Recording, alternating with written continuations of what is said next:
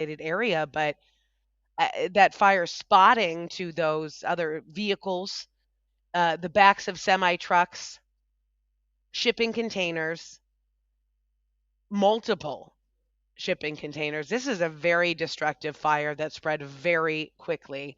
And just look at the shadow that thick plume of smoke is casting over Tracy right now. Um, there's a traffic alert. This is coming from the Tracy PD. Uh, they said that officers are on the scene there at the structure fire. They say calling it the 5700 block of Promontory Parkway. So they're asking people to avoid the area as they try to work to contain this fire. Okay, there you can see Medline. That's what we were talking about. That is the facility. You can see the logo there and that fire burning inside of that warehouse. So, Tracy police asking people to stay away from this area and that you could certainly expect delays when it comes to traffic as they try to get a handle on this. But this is just plowing through all of those shipping containers on the outside of this warehouse after basically gutting the entire warehouse, this Medline warehouse. And we're going to find a little bit more about what exactly they do there and how that works. Um, now, this is the first time we've seen the firefighters actually fighting this fire. It looks like they are trying to spray water to protect the edges of the building, and that would be a strategy to try to keep this fire from being able to spread any further because there are those high winds out in the East Bay and the North Bay right now, that red flag warning in effect, and you're just looking at melted metal as they try to spray water on a part of this facility. But it is a real battle. They wouldn't have enough water to try to blanket this entire city block worth of a huge warehouse. So again, this is along 205. It's something that you're going to be seeing and smelling if you're traveling in that area. And we know there are some evacuations, but we have not gotten any sort of details on exactly where those evacuations are. Emergency crews really have their work cut out for them right now as they just try to keep this fire from spreading. There are dry grasses all around this warehouse there. It's sort of in an industrial area, and there are several fields around it. You can see those flames raging at the base of this facility as that smoke, extreme amounts of smoke, continue to pour off. It looks like this is darkening the skies there in the East Bay, in parts of Tracy, as this fire just continues to rage. It's really going to be a damage. Very interesting to find out how much damage has been done when it comes to what they were storing there, what was coming out of there as far as shipping, and how much of it has burned, because it looks like the entire facility is a total loss, in addition to a lot of the vehicles, a lot of the containers outside. Our Tony Farias has been watching this as well Yes, from our stream desk with the latest information, and we know it's pretty hard to come by as emergency crews try to wrap their own heads around the damage here that's going on, huh, Tony? absolutely. We were actually just in a meeting and we were getting feedback from one of our reporters who's driving in the area with just a large plume of black smoke. And you can see on stream right now, it is just taken over this entire warehouse, including all Yes, the please. trucks in the parking lot. Yeah. Wait, I'm sorry. No, it's these are incredible live pictures, and we are trying to just get the latest information right now. It sounds like the Tracy Police Department is urging people to avoid Promontory Parkway in the area of Hanson Road. And like I said, we are just looking at live pictures right now, and these are pretty intense pictures we're seeing right now with a massive fire breaking out through a warehouse in Tracy. We are just trying to find the latest information as this happened at about 1:45. It sounds like, and fire just continues to tear through this entire warehouse. Crews are being dispatched as we speak. and we are trying to get the latest for you, Anne. Right over here at the assignment desk. It is just, I mean, these pictures, this warehouse is just completely engulfed in smoke, and we hope everyone's okay. It is, it's quite the scene out there. All right, Tony. Yeah, I'm getting a little more information on exactly what this facility is used for. It is a 1 million square foot distribution center, from what we understand, and so that's tracking from what we're seeing. It looks to be taking up an entire city block. So this is Medline, and they hold medical and surgical products. They distribute those things to hospitals, clinics, and care facilities across not only Northern California, but the entire Western United States. So this is pretty concerning when it comes to the product loss that we have here, medical supplies that go to hospitals across the region and to clinics. And we're talking everything from, basic patient care and lab supplies like gloves, to critical care equipment, things like wheelchairs, diagnostic equipment, specialty medical goods. So not only is that a huge loss from what our hospitals need, but also when it comes to what kind of chemicals might be in those materials, all in this black smoke that is now being distributed throughout the area. So a lot of concerns there. It looks like they also had a lot of refrigeration services. Um, so Lord knows what kind of chemicals we're talking about when it comes to that. It's a privately held manufacturer, from what I'm reading. This is according to the City of Tracy's website. And again, we're talking about this warehouse that is burning as we speak. You're looking at live pictures right now. Uh, I'm going to ask my producers if they're able to turn off the noise in the background. That's the helicopter noise that we're hearing, because these are live pictures right now from our continue to rage here in huge 1 million square. Let me just check that again. Yeah, 1 million square foot distribution center, huge facility, but all of those containers that you see on the outside, some with product in it, some not. But that just gives you in a bit of a view of how large of an area we're talking about right now, each one of those being a semi truck. Okay, what you're looking at now is what I believe is a spot fire that is about a block away. Again, we've been talking about this fire weather. Jessica Birch has been keeping us posted on this red flag warning and how we have those hot and dry conditions throughout the Bay Area. And so that's the one major concern here is the possible spotting of this fire. The winds carry. So we're things that you would need when you're in the hospital, incontinence products, needles, other hospital gowns, to things that they use in surgery and in the operating room. And there could be plenty of nasty chemicals involved in that as well, as a bunch of equipment.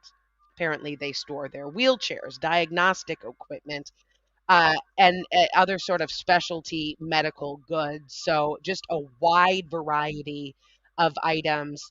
Uh, our chopper focusing in on a vehicle right now. I'm not really sure why, but we're going to be widening out and showing you just to try to get a perspective of the amount of destruction here at this Medline facility in Tracy. 125,000 surgical and pharmaceutical products. So when it comes to again what is in that smoke, it is certainly a matter of concern. This is basically a distribution hub, serves as a primary distribution hub that supplies these things to hospitals, surgery centers, nursing homes, and home care providers across Northern California. So we have a bunch of medical equipment going up in smoke, and you can see that damage. Once again, we are trying to get rid of this helicopter noise that is blocking out my voice to some extent.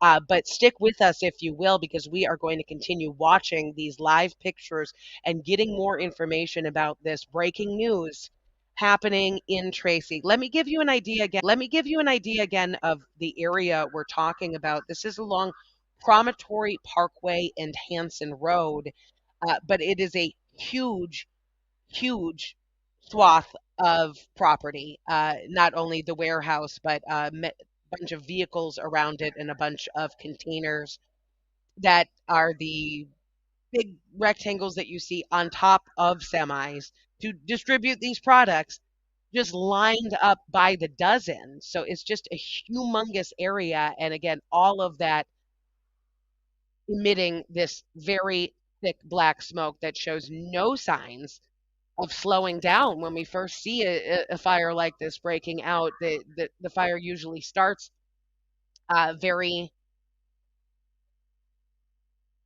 the smoke rather usually starts very dark like this, and then as firefighters are able to get some sort of handle on it, the smoke turns a little bit lighter in color, and that has not been happening. We haven't even seen much of a firefight at this point. It seems like it's really a lost cause. Going to let my producers know that I'm going to turn my volume down so I'm not hearing this helicopter noise in the background. But continuing to watch these live pictures as this fire burns on this huge property in Tracy, Promontory Parkway and Hanson Road. So they're calling this the Medline fire. Of course, we have crews on the ground right now. They are trying to figure out what they can. Our Katie Nielsen, who's an expert in covering fires, both wildfires and property fires. She is out there at the scene right now trying to find a little bit more information on the devastation. Okay, this is, I like this picture because of the perspective that we can give you. And again, each one of those objects is what you'd see in the back of a semi truck. So that's a huge thing in and of itself. And those lined up one by one shows you the massive amount of land that we're talking about. 1 million square feet is this facility, and then all of the vehicles on the outside taking up their own space. So it's just a massive fire. And we've watched it spread to several of those containers, and firefighters basically just let it happen, trying to at least contain it to this property as they were spraying water on one corner of the warehouse. But I mean, that's This is breaking news.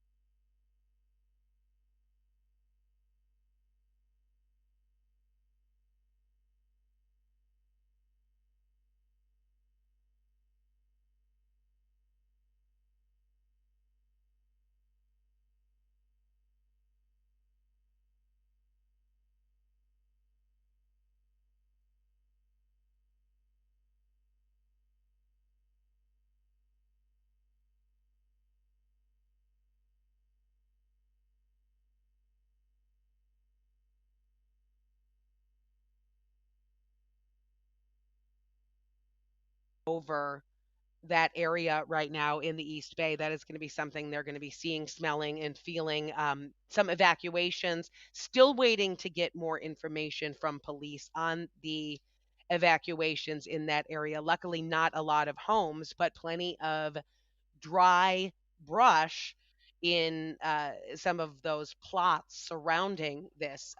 Let's go back to what we're talking about here, the facility that is burning. It's a Medline warehouse in Tracy, and they store a bunch of medical equipment, everything down from, needles and plastic gloves that doctors use to larger equipment, wheelchairs, and things that they need to distribute to hospitals throughout Northern California, not only hospitals, but nursing homes. So this was a real vital lifeline for the medical industry in Northern California. So we're going to have to get into what kind of damage was done to the availability of medical equipment in Northern California after the damage is assessed, which really could be significant depending on which hospitals use this. If this is really where the majority of medical equipment was coming from for a lot of our healthcare centers, because we know a lot of that is consolidated. It is specialized equipment and specialized products.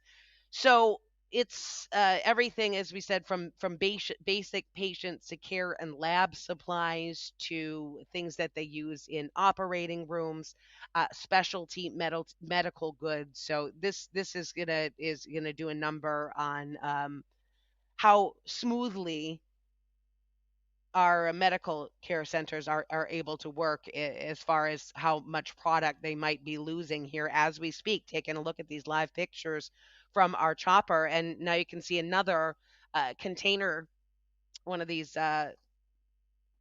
blocks that you would see on the back of a semi truck going up in flames. So don't know how many of them have been burnt so far, but a significant number, as firefighters are just not able to get any sort of handle on this fire. And at this point, the main goal appears to be trying to keep it from spreading to the dry brush surrounding this property in Tracy. Again, this is along Promontory Parkway and Hanson Road. The fire broke out almost an hour ago at this point, from what we understand, and the fire response has been minimal. I'm not saying that they aren't keeping an eye on it, but we have not seen them trying to actively fight it. Hannah from our assignment desk often joins us when it comes to breaking news such as this, because she's the front lines in our newsroom when it comes to being able to get the latest information. Joining us now, Hannah, what can you tell us right now about this firefight? I can.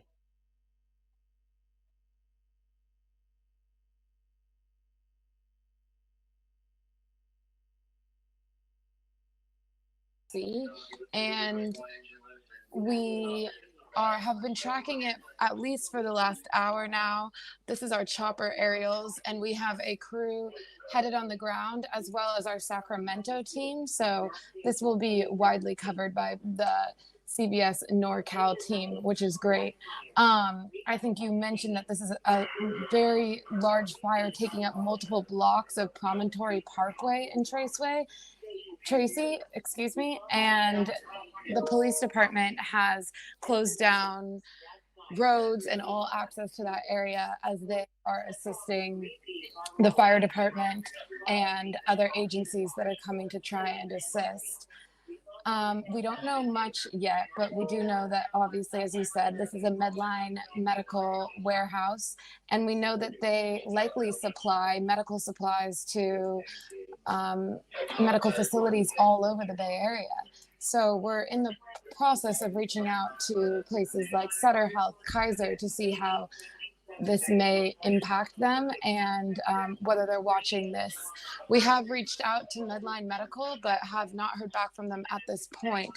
I'm sure they are digesting what's going on and will get back to us as soon as they can. From what Okay, I, good we to can, know though that we do have several crews going, yeah, from our little synergy here with our right. Sacramento station, because Tracy is kind of right in between our station and our Sacramento station. So resources from both uh, stations able to try to come from either side and figure this out.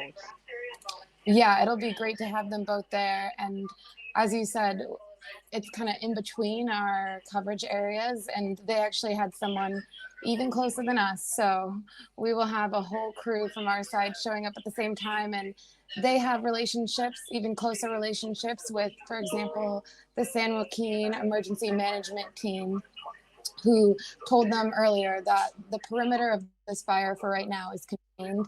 There are no evacuation orders. Okay, that was one thing I was wondering about was those evacuation orders that we had heard about earlier. So that's not anything that anybody has to worry about. Of course, if you are in the area, you're not going to be wanting to deal with that Right. nasty black smoke if you are in the path of that. Though it looks like that is just burning in or flowing in one direction. Yeah. So, I mean, obviously, there's always a risk with something like this, especially on a warm day. But for right now, they do believe that they have the perimeter contained to this warehouse and, the surrounding area with the cars on this property. And they are not expecting to have to evacuate neighbors. Obviously, as you said, the air quality here is going to force a lot of people to probably leave the area for the day regardless. And I'm sure we're going to have to be checking in with the Bay Area Air Quality Management District when it comes to this. I mean, really is a massive amount of smoke coming off of this fire. And it just doesn't seem to be slowing down whatsoever. It's just spreading right now to those tractor trailers that Yeah. are sitting there on the outskirts of this warehouse. And it really is indicative of probably what is inside a lot of these boxes and this warehouse, as you already mentioned, and plastics and other things that make up medical supplies. It reminds me of a fire that we covered not that long ago at SFO.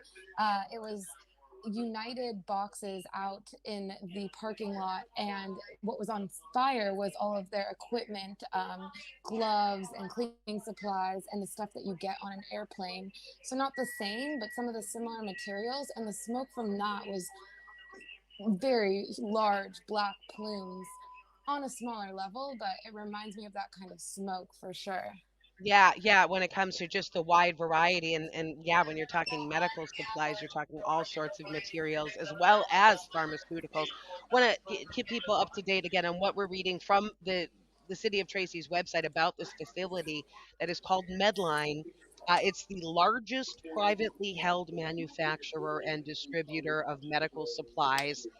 They say that they provide products, education, and support across the continuum of care. So everything from hospitals to clinics to nursing homes to in-home care support. That is where they get the stuff that makes it happen, and that is where the stuff was being stored and distributed from on these tractor trailers. So everything from gloves to wheelchairs. So again, this could have a significant impact on patient care in Northern California. We're going to get to that once we get the fire out, of course, we being the firefighters, who I'm not seeing a lot of action from. But are you hearing anything? Again, Hannah works at our assignment desk and is listening to the scanners. She knows a lot about the emergency response. Are you hearing anything about the plan here? Because we just have not seen a lot of Yes. trucks pulling up and trying to do much. Yeah, so this just in, one of our teammates, Charlie from KOVR, sent us a note. He just got off the phone with Tracy Police, and their PIO let him in on their plan for this for right now. They are actively fighting this fire, obviously, because of the wind. They are concerned about grass fires starting up nearby. That's obviously the nightmare situation here, right? Is we Right. see what's happening to this warehouse and it's terrible, and we just want to make sure that the perimeter stays intact, and so that is their main cause of concern. They right now have decided that they are going to focus on hotspots and let the fire burn out in this perimeter. They're worried about the explosion of gas tanks coming out of these tanker trucks as the fire continues to spread to the trucks out in the parking lot, as you mentioned already, Anne. And so, really, the plan is to focus on the task at hand and not let it grow past this perimeter that's been set. All right, absolutely. I'm finding, in the meantime, a little bit more about the facility. They have a bunch of robotics now destroyed, so major damage when it comes to the financial losses here. The warehouse is mainly run by robots, and that is how they do a lot of storage and the organization and the distribution there in Tracy. Again, this is a 1 million square foot facility. So it had a couple of hundred robots in there, 220 robots. They call them auto store robots that are obviously destroyed right now. But they operate on a grid. This was all a well oiled machine, if you will, until it went up in smoke about an hour ago. But that technology helped them sort and deliver what they say is over 300,000 products. So again, when you think about the materials we're talking about, from chemicals to plastics, to oils, and then the concern about gas tanks involved in this, just a variety of different things, that I guess the best plan there is to let it burn itself out. But there's got to be a lot of toxic materials in that thick black smoke.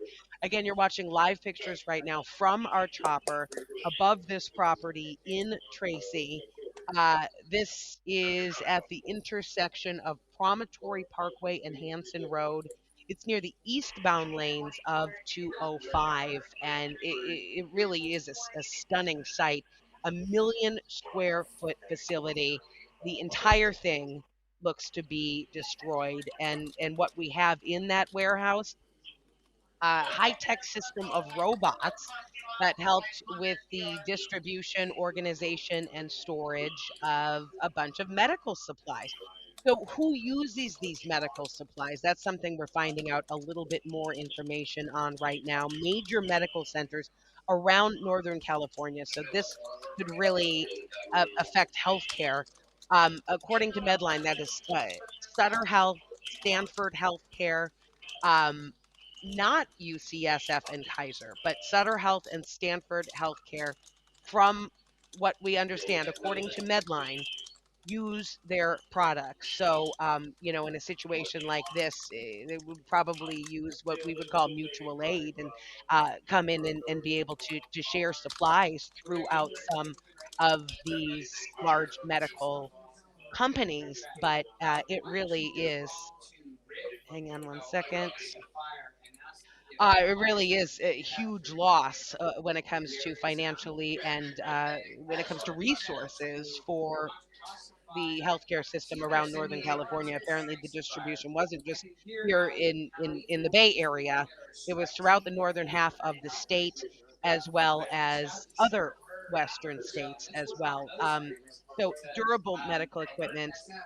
And Hannah, I'm going to let you know we are hearing some noise from your end as well. I don't know if our viewers are able to hear that, but I'm hearing a few different things. I know it's very busy in the assignment desk, and that is where you guys are gathering all the very latest information on this fire. So we certainly appreciate that. Hannah's been getting updates from our affiliate there in Sacramento. They have a crew on the scene. We have our own crew on the scene, and we are trying to get the latest. Hannah's been hearing from the local fire department, the local police department, and it looks like, as far as the plan here, it's just to try to keep this within the perimeter of this 1 million square foot lot. Actually, plus, because then there's the parking lots around it with all of those tractor trailers. Um, our chopper actually looking at some of the side lots right now that don't appear to be in danger right now, because they do seem to have this contained. But that thick black smoke is just taking over and darkening the sky. I mean, people who live around there, luckily not a lot of homes, they're just experiencing a nighttime sort of feeling, with that smoke blocking out part of the sun. And our chopper is looking at what appears to be a spot fire. It is windy there in Tracy right now, and so that has been one of the main concerns with all of the dry brush in a lot of those properties around this huge Medline warehouse, is that the high winds could carry embers into that dry brush and start new fires. So at least those fires, once firefighters are able to figure out where they are, can be handled and hopefully prevented from spreading. Whereas the strategy that we're looking at here, the original source of the fire, this Medline facility, this huge warehouse that stores and distributes medical supplies, all over Northern California, the plan there is to just let it be a total loss. It doesn't look like there's much to salvage. And that is a huge loss when it comes to the facility and all of the supplies inside. Again, we were talking about everything from gloves, diapers, things that patients would use, as well as surgical equipment, things that you would use in an operating room, and that's the last thing that we want to see um be hampered as far as medical efforts by any sort of loss from a fire, but that is yet to be determined. But as far as the extent of that, but it certainly appears to be significant with the amount of damage that we're looking at right now. And if you're just joining us, just to give you an idea on the massive square footage there, it's a million square foot facility, this Medline facility there in Tracy along Promontory Parkway and Hanson Road. And I know it's hard to wrap your mind around how big that is. But when you take a look at each of those tractor trailers lined up side by side, when you pull up to a tractor trailer along the highway, you can see how large that is. And there's dozens of them lined up. So this is just a huge area, each square foot letting off another huge amount of thick black smoke that has been pouring off this facility for more than an hour now in Tracy. Hannah did keep us posted on the lack of evacuations. Very good news there as our crews move in. So, as far as the effect on people, it does not appear to be huge. What we don't know is if anybody was inside and if anybody was injured. Have we, Hannah? Are you with me? Yes, can you hear me still? Yeah, yeah, yeah. Any word on if anybody was inside or if there is the possibility of anybody being injured here? We heard from our team in Sacramento that did talk to the authorities there that personnel were all evacuated. So that is a good sign. I haven't heard Definitely. anything official on that yet, but it seems to be that everyone was evacuated. So I think that we can remain hopeful there that that is the case. Mhm. Mhm. Mhm. Okay, anything else that we've learned new in the past 10 minutes or No, so? I mean, right now, nothing reportable at this point about which Bay Area agencies are going to assist Tracy here, but we um, are starting to learn that some might be heading out there. This could be Alameda or potentially Contra Costa County Fire. Again, as we mentioned, this fire and where it's located in Tracy is kind of just outside of our normal coverage zone, often covered by our friends in Sacramento, really right in between the two of us. And so often when there are fires of this magnitude, we will see agencies from our counties here in the Bay Area send a truck or two and a certain amount of crew members from their end to go help and assist. So right now we are talking to our contacts and our local agencies to see who might be going out there to help.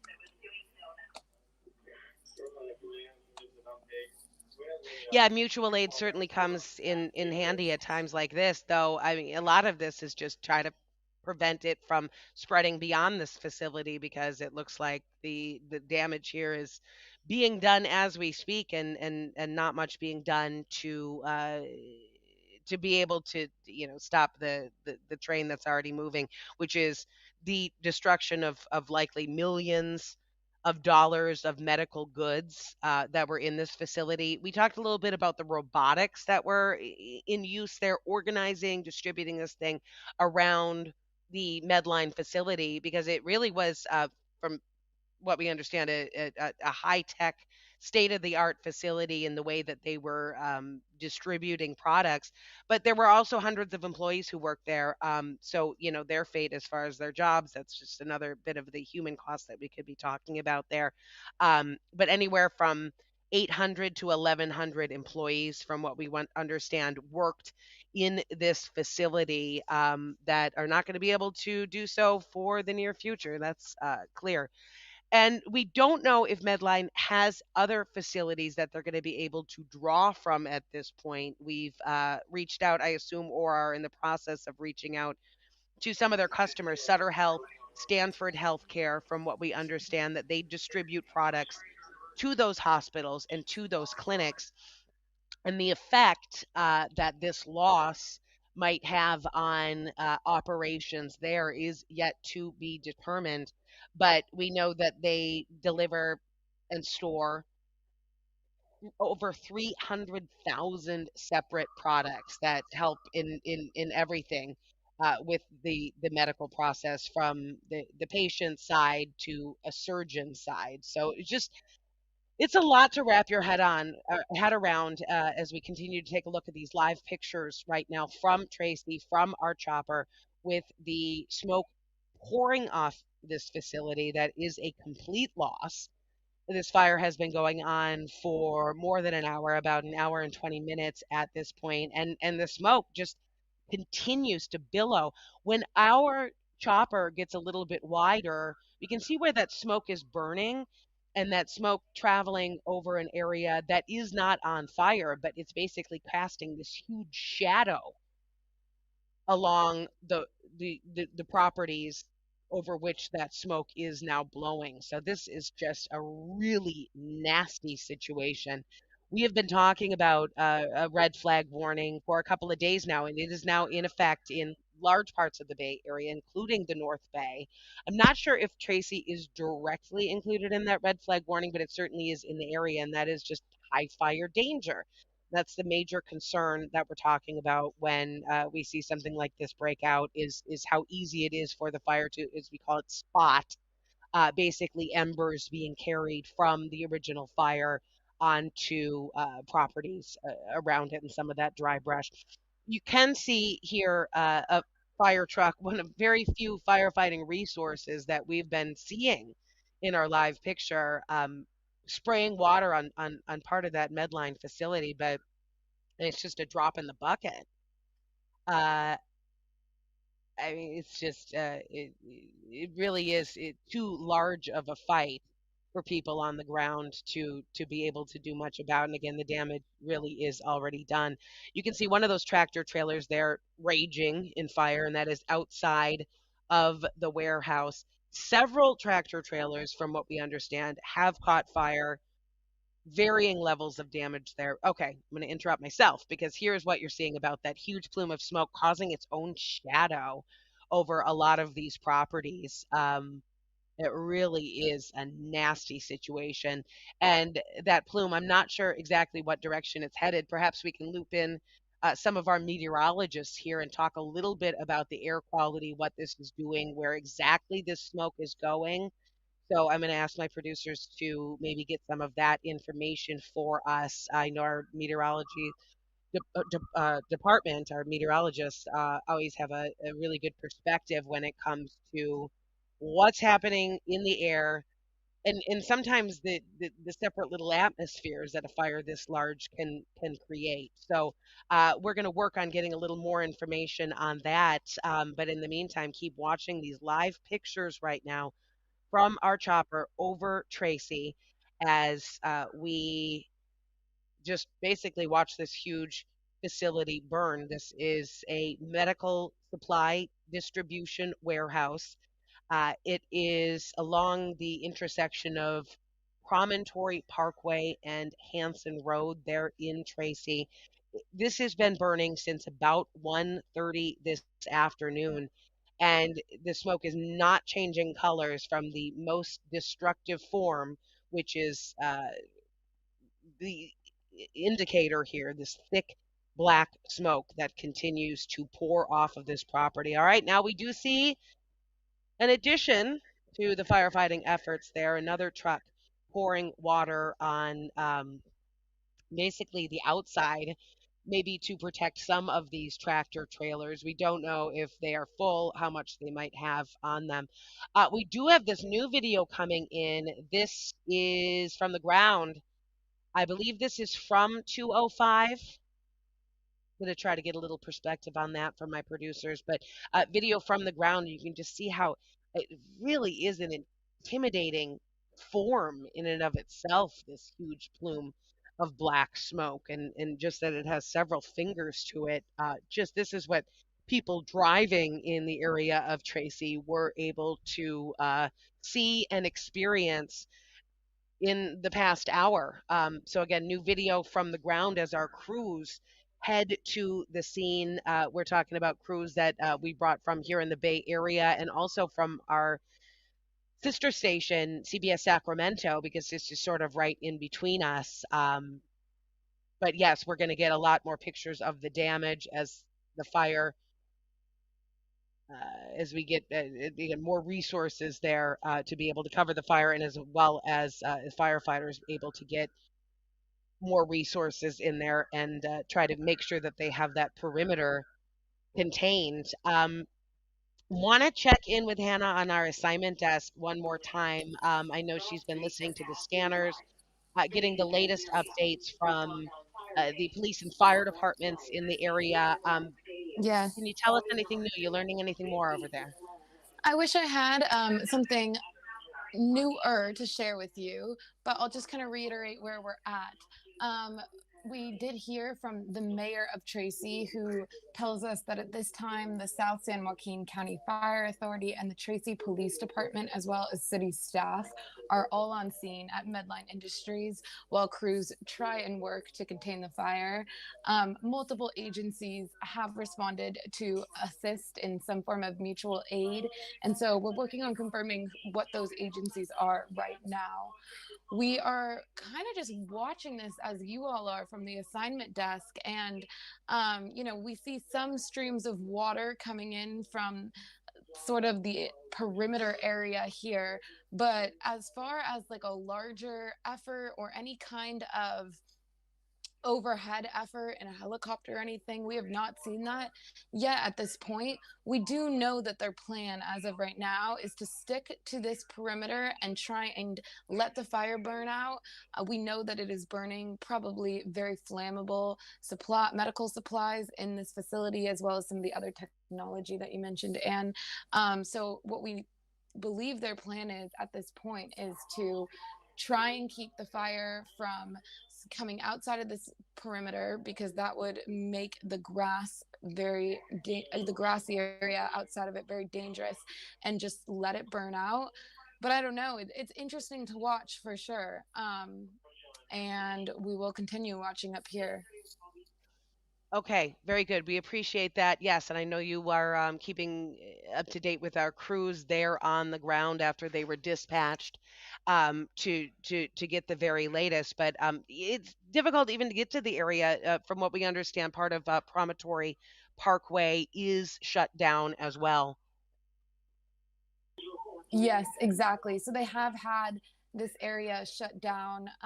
It's the streets Promontory and Hampton, and they are closed. We've heard from multiple different agencies, whether it's the police department out there or CHP Dublin, letting everyone know that that area in the 5700 block of Promontory Parkway is closed, but obviously all of those surrounding streets. And we have reached out to the Bay Area Air Quality Management District, who will let us know some more information about what the risks are of the air out there and what people that live nearby should do. I know that's probably a question of many who are in the area, driving through the area, etc. Is what kind of air am I breathing in right now? So that has more to come on it as well. But for right now, avoid this area, and that's really what agencies have been pushing again and again.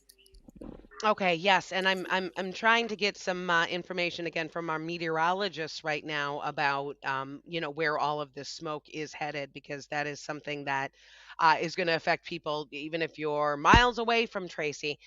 Now that some of the smoke is actually beginning to clear, it's hard to say that if you're just joining us, there's still tons of smoke coming off of this facility there in Tracy. But from the perspective that we've seen over the past hour, it is starting to clear a little bit. The color is getting a little bit lighter, and we're actually able to see part of the warehouse under that. That is at least around the edges of this 1 million square foot facility. Learning a little bit more about Medline as we go as well. uh, Again, what they distribute and where they distribute it, it's just all sorts of medical equipment, everything that you would think of, it sounds like, from a clinic to a hospital, from needles to hospital gowns to wheelchairs to hospital beds. bedpans. So all sorts of materials when it comes to plastic, metals. This facility also has been very state of the art. It's run in large part by robots as well as hundreds of employees who were in this massive space. Again, 1 million square feet. Uh, this video that you're looking at just popped up there on the right hand side of your screen. That is smoke that you can see from our Black Mountain cam. That is in the South Bay. That is where this smoke is traveling. So it looks like a lot of the smoke from Tracy is moving south. And it just is creating such nasty conditions. And, when you think of the heat that we're dealing with all around the Bay Area, even the city is hot today. And then you have these just nasty breathing conditions. This is something that's going to be difficult for a lot of people.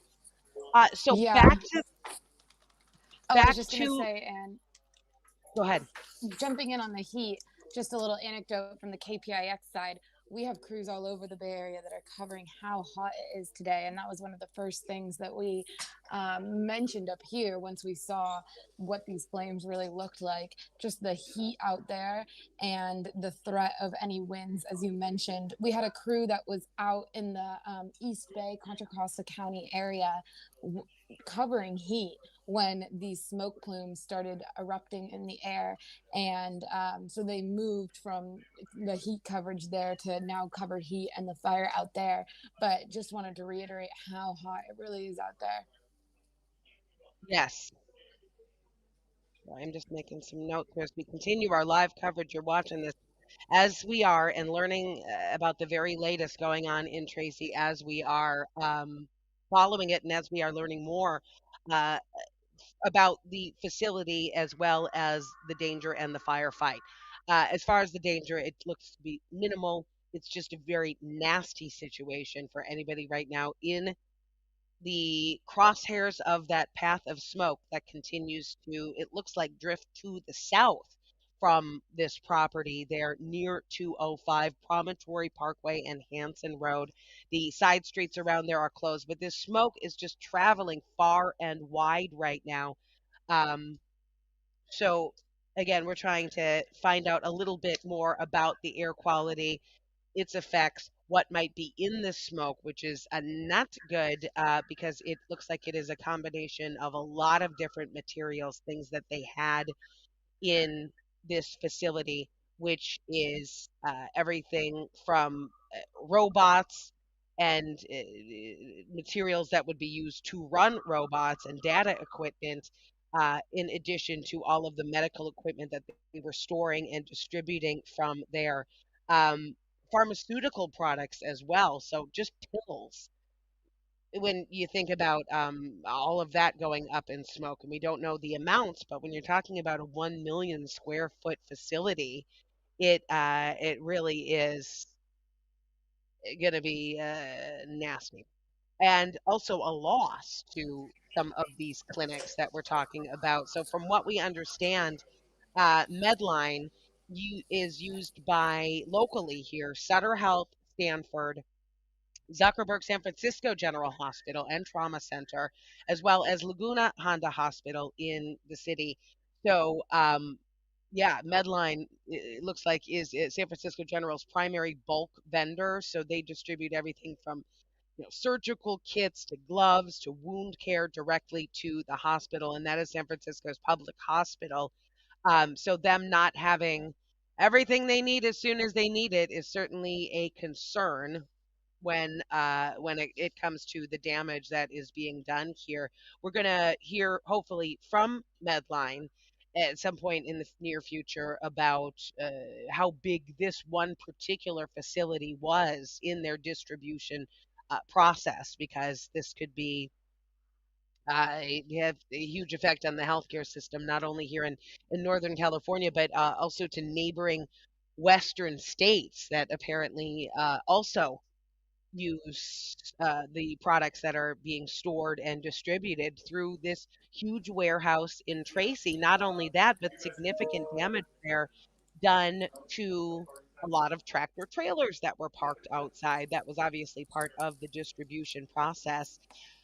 The smoke And clearing a little bit. Oh, go ahead, Hannah, please. I do have actually some important information to share. We just heard back from the Medline media team for the first Mm, time since this fire broke out. And I'm just going to read to you what they said yes, because please. it accounts to a lot of what we've been talking about. Here's their statement. Medline can confirm a fire is occurring at their Tracy, California distribution facility. All Medline employees and on site personnel are accounted for. The safety and well being of our employees is top priority. We are coordinating closely with local authorities and first responders as we assess the fire's impact, and we'll share more details as they become available.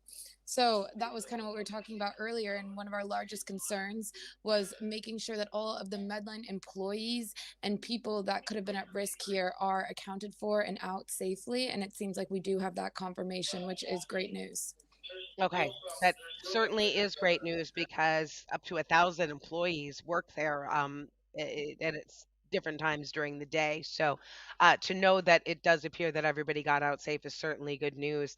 But I'm sure that Medline itself has a lot to figure out when it comes to the amount of damage that is being done, continues as we speak. I For thought the smoke sure. was maybe clearing up a little bit, but now this thing is just never ending, and just the viscosity of that smoke, it's just very thick, and you can see the flames continuing to rage under it. So it really is a nasty fire that continues, and it's just been too difficult for firefighters to do much to stop it.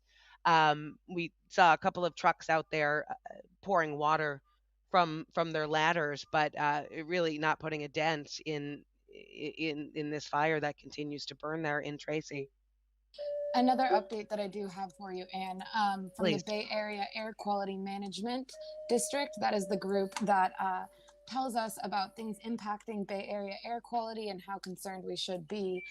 We just heard back from them for the first time on this, and their public information officer tells us that currently smoke impacts from this fire are not impacting the Bay Area.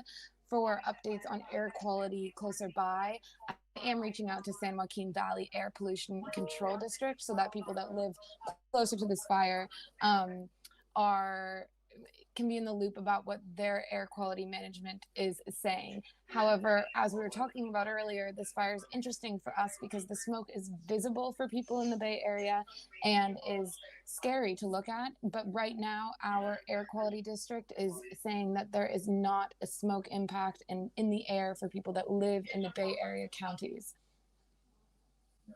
All right, and we're hearing from the Tracy Police Department right now that there are some evacuations of nearby warehouses. That does make sense.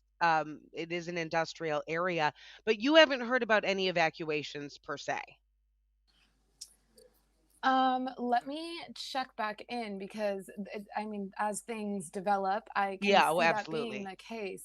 But we do know as we look at the map here that there are many warehouses out there. Just looking at the map, I see a Williams Sonoma warehouse, a Best Buy warehouse, a Home Depot warehouse, all right in the same radius, Costco and other things like that. So I know there is concern for those facilities and the people that are working in them, I'm sure, are wanting to get out as soon as Right. they can. So I will come back with that information in a second.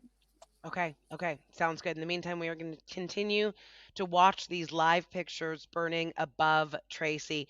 The smoke is getting a little bit less thick in some spots, allowing us to see a little bit of what is underneath there. And it's orange flames continuing to burn through a bunch of medical supplies, robotics equipment that was organizing and distributing the medical supplies. Uh, just a lot of stuff in this 1 million square foot warehouse. As Hannah just mentioned, we've heard hospital that a lot of people rely on as Sutter Health and Stanford Healthcare. So I'm sure that there are some safety nets in place for them to share with others. And we're still, again, waiting to find out from Medline where their nearest other warehouse is and exactly how much of an impact this will have on some of those medical facilities.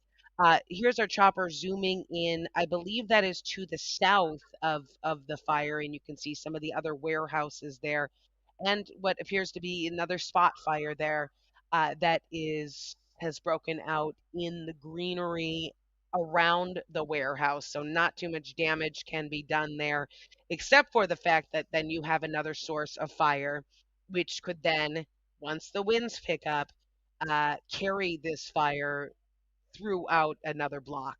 We did see several little spot fires in the area because we've been talking about this red flag warning, uh, high fire danger and high heat in that entire area of the East Bay and the North Bay.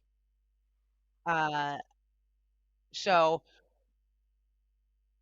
when it comes to spotting in this high heat and with the dry conditions that we have, that is something that firefighters have been on alert for. And as other fire departments are rushing to be able to get there to help out, it's mainly a protection effort at this point to protect the properties around this warehouse, because the warehouse itself is a total loss from what we can see right now.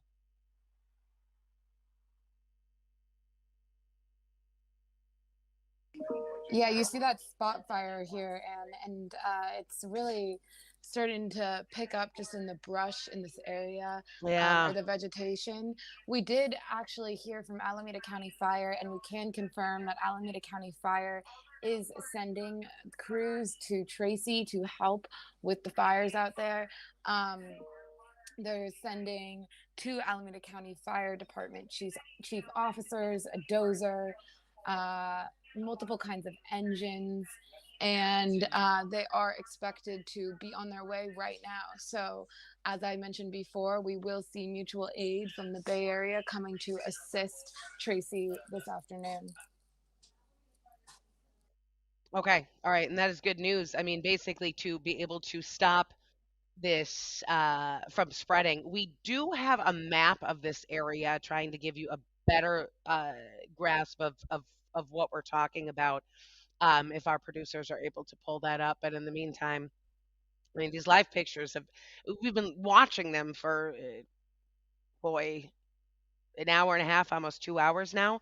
And it really is still stunning, the amount of smoke that continues to pour off of this 1 million square foot Medline facility there in Tracy.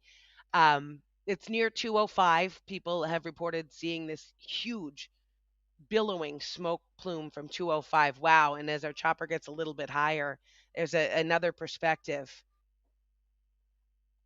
of all of that smoke that continues to burn, and of that spot fire there on some of the vegetation surrounding that warehouse. So once mutual aid, once the fire departments surrounding Tracy are able to get in there and help, that is likely where they're going to be focused, as they try to make sure that this thing doesn't get more destructive.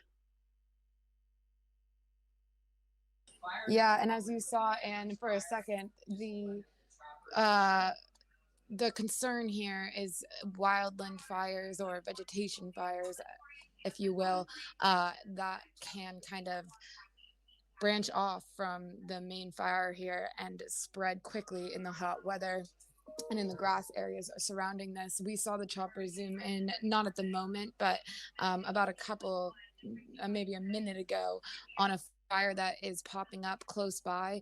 And we know that Tracy is requesting assistance for that fire now, too. As we said, they're really trying to keep this fire to the perimeter of the medical warehouse that we've been focusing on. We do not want this to spread to anywhere outside of that perimeter. And so anything that does pop up is going to get a lot of attention.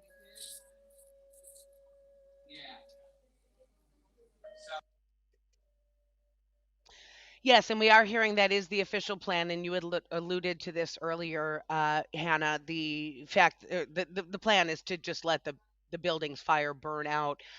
When Chopper had zoomed in a little bit earlier, we did see that the roof has collapsed over large parts of this huge warehouse. So it really is just a lost cause right now, and so everything that was in there A massive amount of medical equipment going up in smoke as we speak. Just look at that devastation right now. Melted metal, whatever that roof was made of.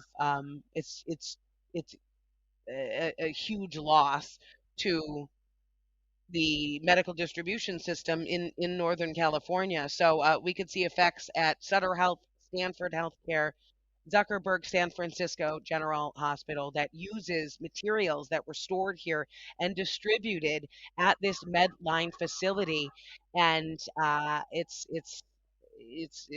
going to be a loss. But at this point, the plan is to keep this fire from spreading to nearby properties, to very dry wildland around there, and to the other warehouses that are being stored there or being used there in the East Bay.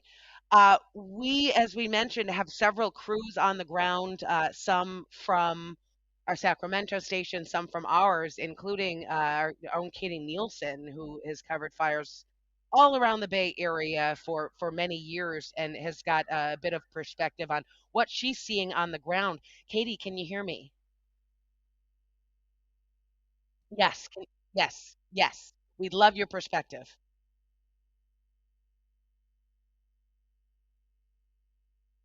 Yes.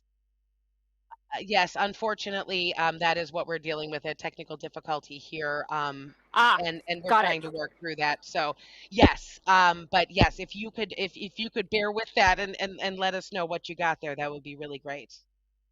Yeah, so Anne, we just got to the scene probably about 5 minutes ago. We're here at Hanson Road and Promontory Parkway, and I can confirm it is the Medline warehouse. We can actually see the logo where the office space was on the wall.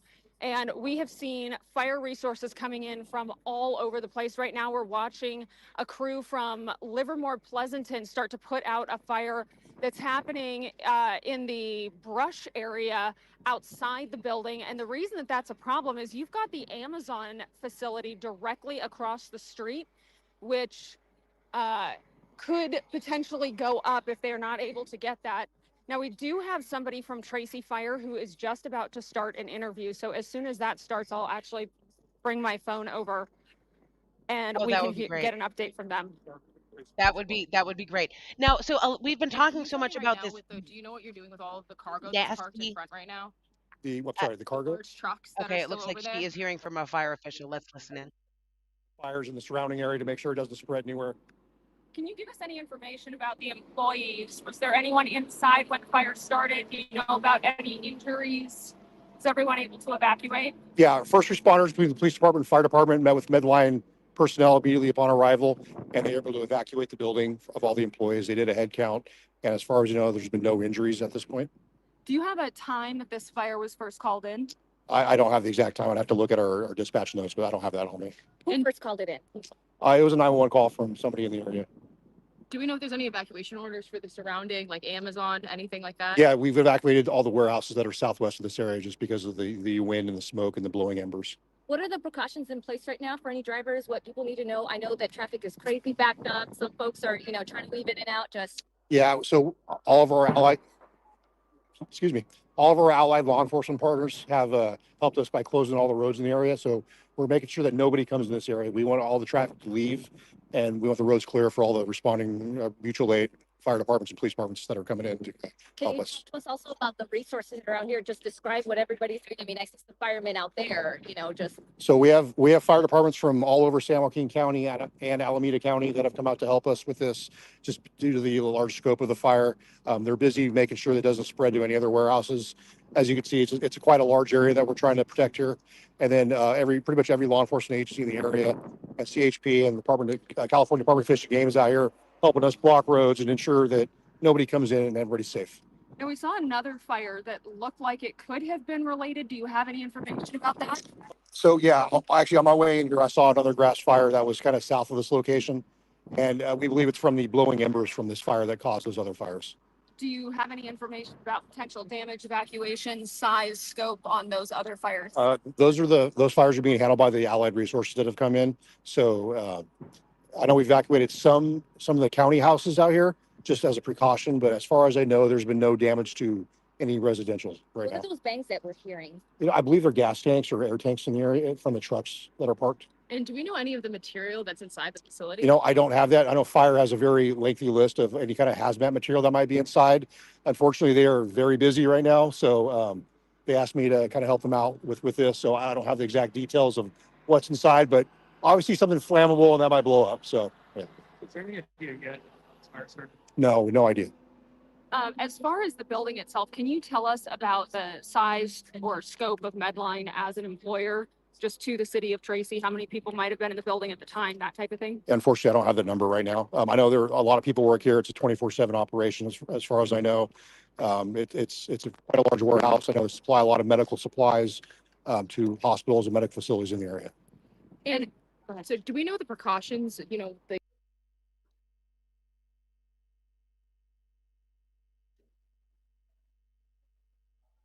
All right, we just lost Katie there. She is speaking with a fire official on the ground there in Tracy as we continue to watch live pictures above this facility. Katie was able to confirm a lot of what Hannah and I have been talking about. Hannah manning the assignment desk and trying to get the very latest from the scanners and speaking with emergency officials. But a lot of this we just watching with our own eye. It's obvious they are letting this fire burn itself out at this 1 million square foot warehouse there in Tracy. This is a Medline facility.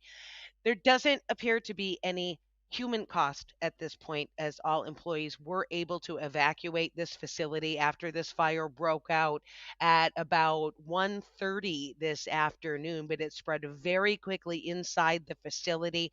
The entire roof is collapsed there in Tracy. Just to give you a better idea of what we're talking about as we continue to watch that thick black smoke pour off of the warehouse. This is on Promontory Parkway and Hanson Road. We have crews there on the scene, like Katie Nielsen, around the perimeter of this fire, trying to figure out the extent of the damage. But it looks like while they did evacuate some of the nearby warehouses, there's an Amazon warehouse, a Williams Sonoma, that there has not been any other damage to those facilities. The damage that we're talking about here is very significant. It's basically everything that was in this huge warehouse. We're talking about millions of dollars of medical supplies, everything from gloves to needles to coverings, beds, wheelchairs, emergency equipment for use in operating rooms. And this was used in medical offices and hospitals all around Northern California, including here locally, this being used at Sutter Health, Stanford Healthcare, and Zuckerberg San Francisco General. So, a lot of clinics and facilities, long term care facilities, even people who get medical supplies sent directly to their homes, they are going to be affected by this unless Medline is able to rely on its other warehouses. Okay, we're taking a live look right now at a plane flying near that. We don't know if that is part of the firefighting force here, but we know that they are trying to get more resources on the ground at the very least. We've seen at least one other fire truck move in the past half hour, spraying water from the outskirts of this fire, trying to prevent it from being able to spread. So not only has this fire moved throughout the warehouse, completely destroying it. It is also spread to a lot of the tractor trailers. Those are the boxes that you see being carried along the highway by semi trucks. A lot of damage to some of the surrounding vehicles as well. We don't know if they were empty or if they were full of some of this medical equipment, but so damage to vehicles in addition to the damage they're done to this warehouse. So inside the warehouse, in addition to all those different medical supplies, which have different properties from metals to plastics to chemicals, pharmaceuticals, stuff that is flammable and also toxic if it goes up in flames as it is. I mean, those are the things that you end up having to take to, the police department to get rid of, uh, so that it doesn't pollute. the air and you don't just throw it in the garbage. But that is the stuff that is now going up in smoke. So that is a concern there as well. Though I do have to say that it's pleasant news from the Air Quality Management District that this is not terribly affecting air quality. And it looks like a lot of that is because this is stuck in a plume and sort of moved up into the atmosphere and away. I know that is not necessarily scientifically speaking, and that is why we do have our meteorologist Darren Peck standing by. My producers are going to let me know when he is ready. Um, and we can hear you right now. Actually, my producer and Darren Peck there. We can hear you both right now, just so you know. Um, as we try to get a little meteorological perspective about what we are looking at here. April and Darren, can you hear me? Yes, I can. We would love your perspective on where this smoke is going.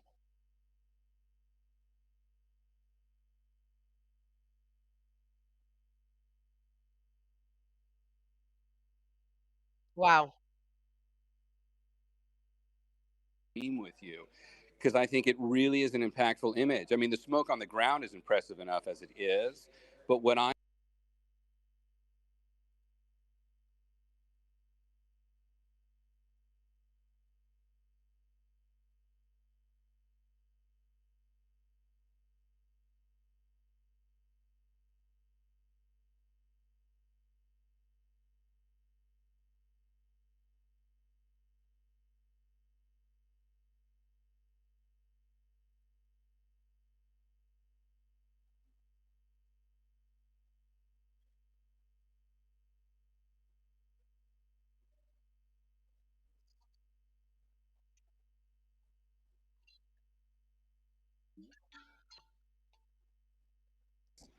it hasn't lessened at all, and you just see a continuous plume of smoke streaming out from that location. So this fits in with what we were talking about yesterday and why we've got our we had our red flag warning this morning, and it was specifically for northerly winds. So the northerly winds are taking all that smoke and pushing it from the north to the south, which is why if you're in the Delta or if you're in inland Contra Costa County or even in the Tri Valley, you are not at risk of seeing any of the smoke drift overhead for you. In fact, nobody in the Bay Area proper is at risk of seeing the smoke from this plume drift over you. And Okay, it's really explain that for a little traffic bit heading more south. to me if you're able to hear me now, Darren. I mean, when we see something like this is just from the total layman's perspective. When we see this huge amount of smoke coming from this facility, it's just that it's moving up and away quickly enough to not affect our air quality. Well, there's enough lift. You can see the smoke is not getting blown across the ground, but I wouldn't make the leap from that to say this is not going to affect air quality on the ground. And I could even say that confidently just from the eyewitness views that we have from the several sources of cameras and from our helicopter. If you are south of Tracy, you certainly don't want to be outside because you're going to get some exposure to this to a certain degree. A lot of it is venting upward. You can also see that, so that's great because most of it is going to disperse at elevation, probably up to a couple of thousand feet at this point, from what I've been able to discern so far from looking at the cameras. But that doesn't mean all of it will. I would say you do not want to assume, if you're anywhere in the vicinity of this, that breathing the air will be harmless. In fact, quite the opposite. This is almost certainly the kind of chemical compounds, and not just chemical compounds, but also the particulate matter that goes along with a fire like this. It's really two different aspects that you want to be concerned about. There's plenty of that for any of the communities south. Thankfully, it gets pretty quiet from a population standpoint south of Tracy for a little while. It's more traffic. It's people who are driving on that stretch of 205 or that stretch of I-5, and you can bet there are a lot of people at this point, probably a couple hundred miles south of here, driving on that section of I-5 and wondering what is all that in the sky that they can see from a distance. So we're working on that satellite imagery. If we can get it, we'll share it. If we can't, there we go. I think we are working on it because I think to be able to see that lends a different kind of perspective to how big this is. I think the camera you're looking at now definitely drives that point home now. Yeah, Anyway, it really does. And if you could just repeat for me one more time, as far as the air quality, people around the Bay Area, what cities might be noticing this, or we just don't have that information yet. we do have that information. In fact, I've been so preoccupied taking a look at the satellite imagery that what I'd like to be able to do next is to actually pull up the air quality sensors from the EPA. Yeah. I think a lot of people are very familiar with these sources. Purple Air has really taken over this space, but EPA has also done that. So, with that, I think being able to take a look at it from the actual sensors, if anybody's ever done that, it's called the smoke fire map. And it gives you an overview of just what the air quality looks like. Usually we do this for wildfire, but what we can also use it for is any kind of an industrial plume of smoke like this. I'm looking at it now and along with you, and there's really good news to that story. I don't see any issues here whatsoever. So your point originally to the smoke venting would verify just from looking at the air quality sensors. There are not a lot of air quality sensors that are directly south of Tracy, but I can tell you every single air sensor that I've got access to here from the EPA, which is really the go-to source in a situation like this. Every one of the air quality sensors from the EPA right now in Tracy are all good. And we don't want to get too complacent with that, because that plume of smoke tells you something very different, and you really want to base it on that. But at least there is some good news from the standpoint of no significant air quality issues showing up from the plume from the sensors immediately to the south of Tracy. Okay, that is really good news. Thank you for that perspective, Darren. Before you go, because I want to recap to people what exactly we're looking at here, but the fire danger weather in that area in general right now, that was a concern before this broke out. You know the interesting aspect to that? Tracy was not included in the red flag warning. Okay, That but red it was nearby.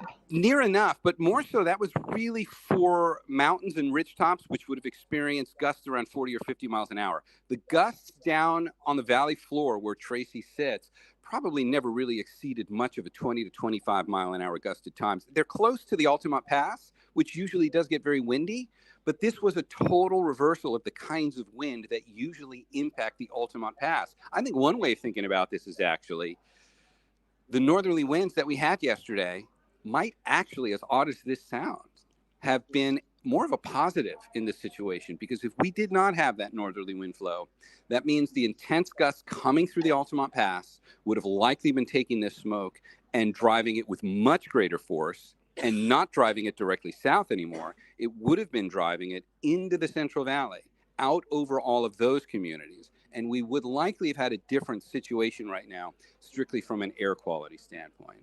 Okay, really good news. Thank you for that perspective. We really appreciate it, Darren. We might be checking back in with you later as you continue to monitor the conditions. But I did want to remind people of what we're dealing with. If you're just joining us, and we do have a new live picture there on the left-hand side of your screen, this is from the ground.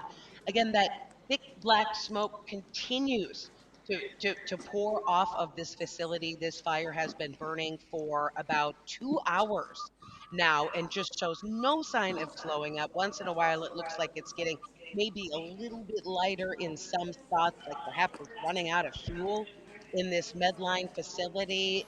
But then it really goes back to what we've been watching here for the past couple of hours, and it's just this thick black smoke continuing to uh, pour off of this facility in Tracy.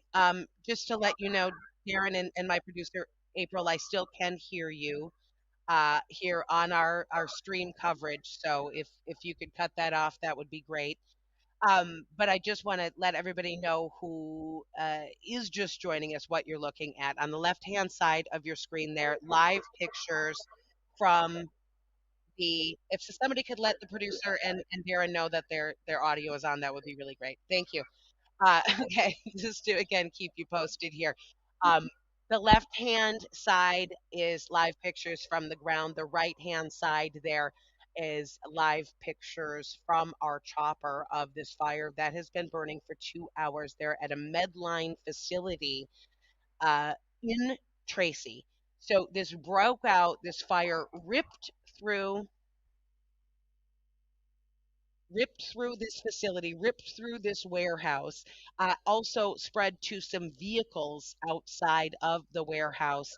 And right now, firefighters from all over the region are trying to get into position to be able to protect the properties and the grassland around this facility. Give me 1 second. All right.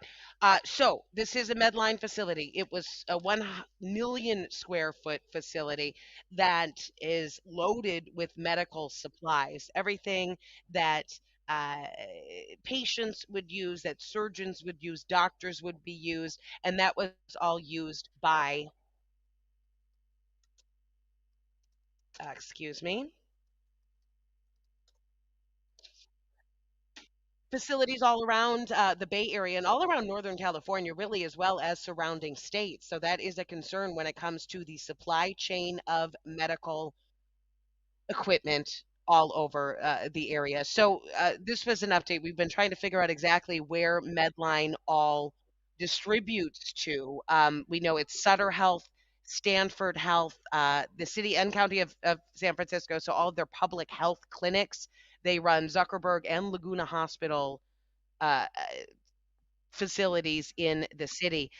Taking a look right now at our live pictures there on the ground of the firefight that continues. Oop, lost our picture there. We are expecting a press conference, a news conference with the very latest information from the Tracy Fire Department. That is going to be happening at around 4 p.m.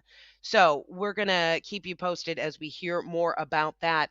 But again, the amount of medical supplies, we're still trying to figure out that when it comes to the effect that that is going to have on our local medical system here in throughout Northern California and Western states as we continue to take a live look at this thick black smoke pouring off of this warehouse in Tracy. Hannah at our assignment desk has been very hard at work trying to get the very latest information from the fire crews. I know you're monitoring social media, you're dealing with our crews there on the ground. What have you been able to garner in the last half hour or so?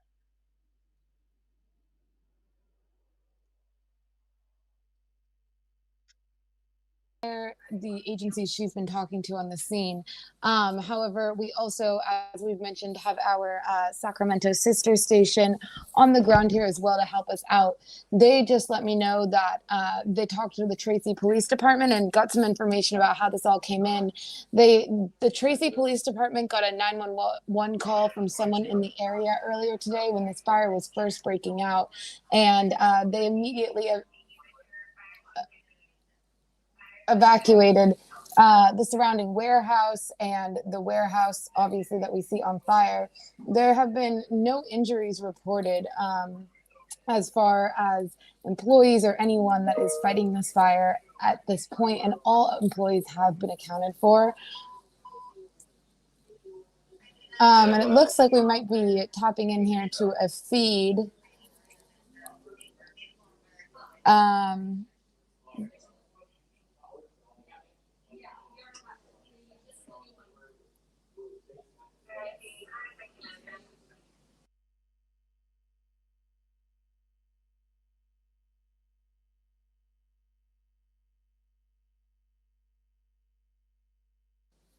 All right, sorry, I had another feed coming in my ear, but it looks like crews are starting to get set up on the ground there, which is great.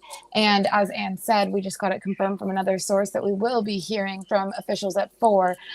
So our crews and others are setting up for that. We did hear that some county houses have been evacuated due to not only this large fire, but also some of the smaller spot fires that we've been seeing popping up.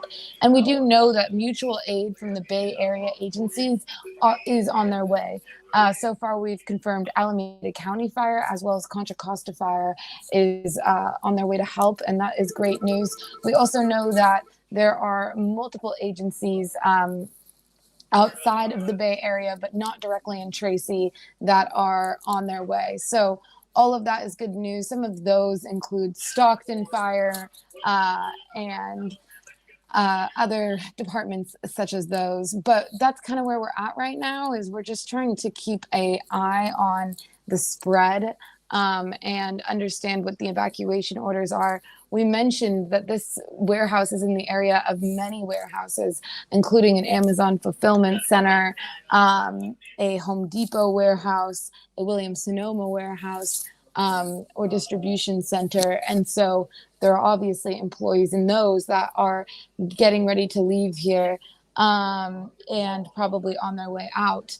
We are continuing to follow live just the color of the smoke. I know you mentioned it multiple times, and but the products that were inside of this warehouse have just caused this huge black plume that we typically see, especially when we're looking at it from this angle from the chopper, when we are looking at fires that include supplies, plastic products, such as the ones that we're seeing here. Um, and there is also I just wanted to add a little note in here that we did talk to FedEx corporate, and they told us that they're aware of a building fire at a neighboring location to their warehouse in Tracy, which is obviously the one that we're looking at here. FedEx tells us all team members have been safely evacuated and are accounted for, and that this is an active situation for them. So, really, what we're seeing is we're starting to hear back from some of these agencies that are important to us, but everyone's kind of just in like trying to figure it out mode right now and Yeah. waiting to see what the damage is going to be. Right, right, right. And I mean, it's just, it's pretty stunning that we've been covering this for 2 hours now, and the picture remains very much the same with this thick black smoke continuing to pour off of this facility. Want to give people a better idea again of where we're talking about. So this is in Tracy. It's a Park East Bay.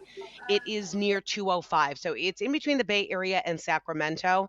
And take a look at that smoke right now. I mean, just the color and how it's just obscuring the entire sky in that spot. When it moves, which it's blowing to the south, it is basically casting a shadow on the properties over which it is traveling. So really nasty. But we have been watching the air quality maps as well. I have a live look here just on my computer, and it's nothing untoward when it comes to air quality registering here in the Bay Area, and that it looks like it's sort of sticking together at least and sticking high enough that it's not a huge issue for people breathing it on the ground, but visually it really has been a stunning picture that we have been watching from our live chopper here on CBS News Bay Area over the scene for the past 2 hours live, and it's just has not let up when it comes to the consistency,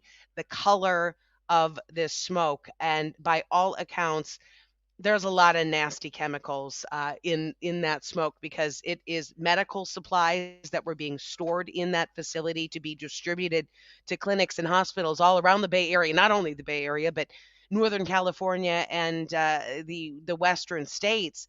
Uh, but also the robotics. This was a state of the art facility that was being run with large part to the help in large part, thanks to the help of robots. They had updated a lot of their technology from what I understand in the last couple of years to include a lot of robotics helping with organization and movement in that facility.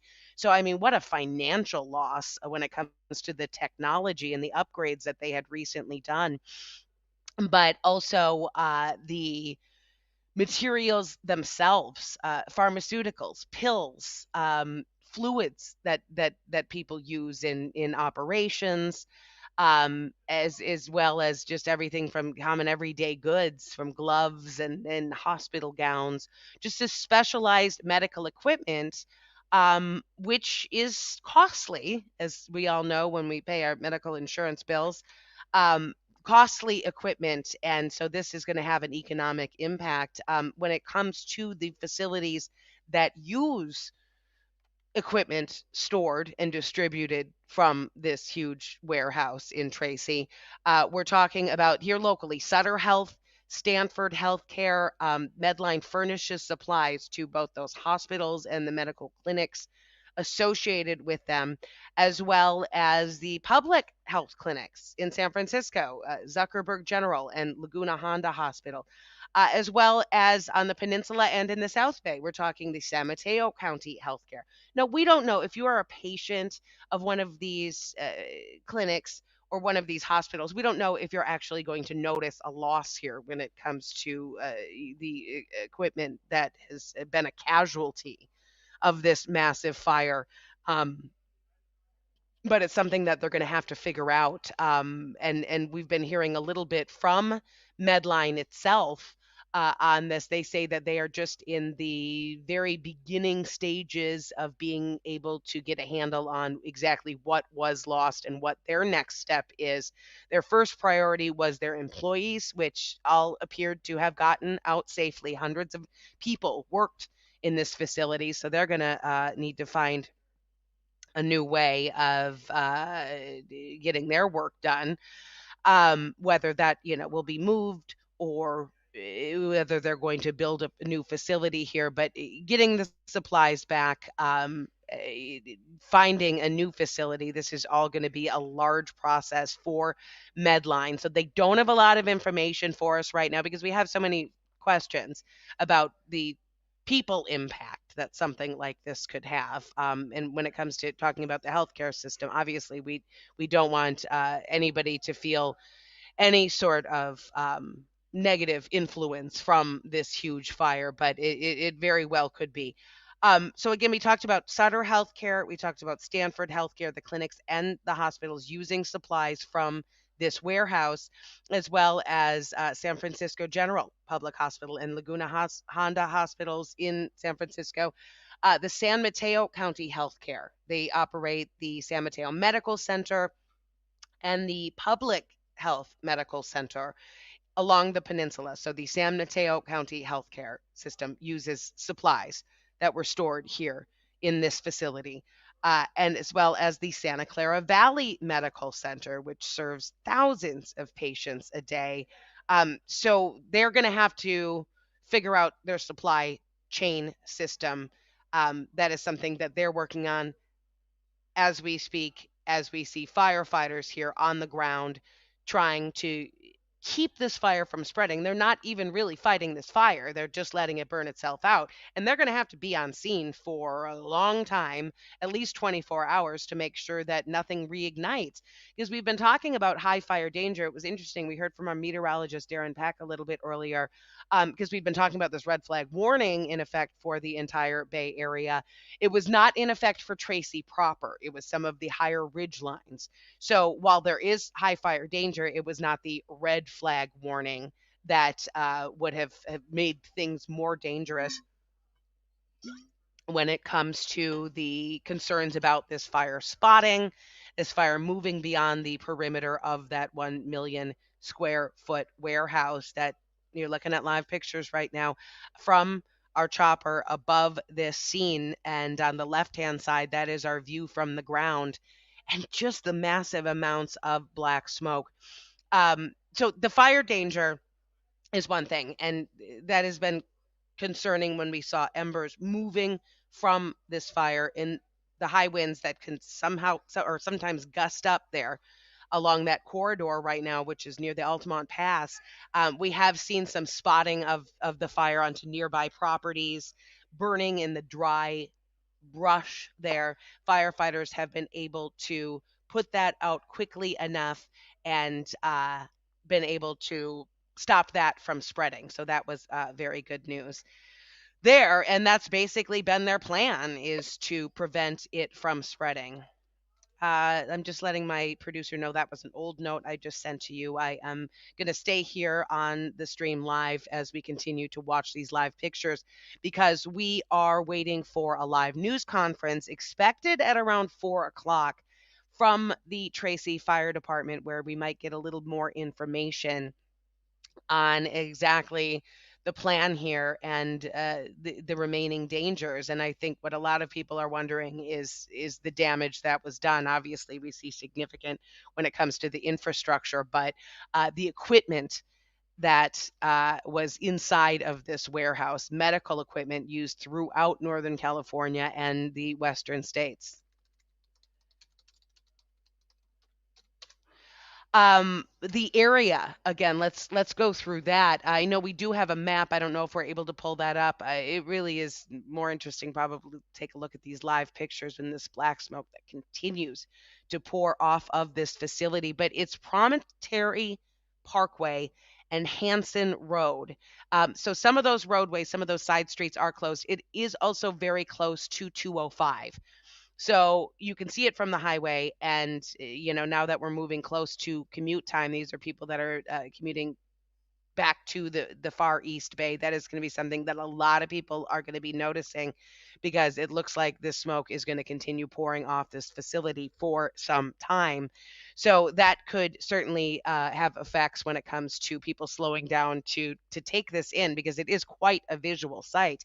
But the surprising thing is that it is not affecting the air quality for people standing on the ground because the smoke is sort of moving up and away. It's moving to the south. So we've been watching that, but I have this live smoke and fire map here on my computer, and it looks like the condition of the air that people are breathing there on the ground is nothing horrible right now. So that is certainly good news because again, it's been stunning for more than 2 hours now, pouring off of this building at this level, the level that you're looking at now, just a huge property, 1 million square feet, more than a city block that is just all emanating this thick black smoke. And if you look behind it where that smoke is floating over, it's creating its own shadow there on the ground uh, as it moves through the air, and luckily high enough that it is not affecting air quality on the ground. Here is our map. If you're trying to figure out exactly where this is burning, you're going to want to avoid the area, obviously, because not only could the air quality be dicey depending on where the wind blows, but they have a lot of the side streets shut down. The fire crews that are still rushing to the area and working in that area want people to stay away. And so that means that they did evacuate a lot of the nearby warehouses. There's a FedEx warehouse there, um, a Williams Sonoma warehouse, there's an Amazon warehouse nearby. And so far, firefighters have been able to stop this fire from spreading to any of those warehouses to do more damage, which is the good news. But there it is. Excuse me. Right along Promontory Parkway and Hanson Drive, and also very close to 205. On the left-hand side of your screen there, these chopper photos, video that we have been watching for more than 2 hours now, with this thick black smoke continuing to come from the warehouse, as well as the tractor trailers, the vehicles there from outside of the perimeter of the warehouse. And some of those have caught fire. Firefighters have been able to put out those small fires, but plenty of damage done to vehicles as well. Meteorologist Darren Peck is here with an update. Darren, let me translate for people with you. Yeah, I'm gonna have to borrow your mic for Yeah. a second. I just wanted to add a little more context on the smoke because I think that's the overwhelming concern here from a public safety Yes, standpoint please. right Yes. now. So when we analyze this for air quality in communities where people live, it's important to make the distinction. What we're looking at on that fire and smoke map, which is so heavily relied on by people in wildfire season, is specific to what we would call particulate matter, meaning the physical size of grains that are being measured. Hang on one second, Darren. I'm going to pass this microphone to you because we're having some audio issues. So I was just trying to make the distinction in air quality. What we're talking about here today is particulate matter, which is what we would look at from a wildfire standpoint, which is the size of grains that might be physically detectable. But I think in a fire like this, where the smoke is going to be the overwhelming concern from a public impact standpoint, we need to take into consideration the chemical composition of that smoke. So when we're quoting what the EPA's sensors are telling us, it's only one half of a very important story. It's only the one half that tells us about the physical size of structures, the small little particles that are in the air. And from that standpoint, we're really not detecting much at the ground. But what that does not tell us is what the chemical composition coming off of whatever material is burning in this warehouse and what that might be putting into the nearby air, which is a very different kind of side of this smoke plume to measure. And on that point source, we really don't have much information. So it's good that we're seeing the smoke rise as highly as it is. It's good that we're not detecting much in the way of particulate matter challenges in the local communities. But I don't want people to get a false sense of security from the other half of what is almost certainly in that plume of very black, ominous looking smoke, which would be the chemical compounds which you most certainly do not want to breathe in, really, to any degree. There's probably no safe measure that you could find to be near that. And you can see, at least near this warehouse fire, there's plenty of smoke that is still near ground level. Thankfully, it does elevate and vent away as it moves southward. But you could still very easily have a chemical composition of smoke that's working its way south of that fire. That was the only distinction, Anne, that I wanted to step in and clarify on that. Good news on the half of that story for particulate matter, but still a lot of unknowns in terms of chemical composition and where that contaminated air moving south from there is infiltrating locations where people could be breathing it in. So I just wanted to help make that clear. Oh, well, we really appreciate that. Thank you very much, Darren Peck, meteorologist, who has been keeping us posted on the air quality, where this air is moving. And it really is a changing situation because while we're watching the air quality maps and it's looking okay for people on the ground, what he's talking about, that particulate matter, and that as we learn more about exactly how large these particles are and what is in them, things could change. And you can see why as we take a live look there from our chopper. It just is such a nefarious looking, nasty, thick cloud of black smoke, and it just has been coming with no end for about 2.5 hours now, constantly. And when we look at a fire like this, a structure fire, you look at the color of the smoke to sort of see the progress that firefighters are making. And with their theory here, with their plan of just letting it burn itself out, it has not gotten any lighter, and it just continues to be basically burning from a layman's perspective at the same intensity that we have been watching this entire time. Obviously, they're going to run out. It's going to run out of materials to burn eventually, and that is the plan, to let that happen and then monitor the hot spots. If they're not going to be able to salvage the building. They're not going to be able to salvage really anything inside. And when it comes to the supplies that they were distributing there, these were all medical supplies that they were distributing across Northern California. And I'm learning a little bit more about Medline as we go.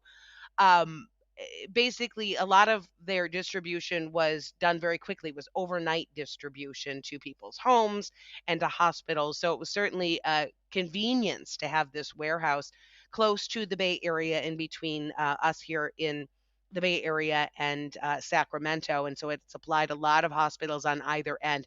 I'm hearing that they do have two other warehouses in the area, in the Sacramento area, south of Sacramento, now near Lathrop.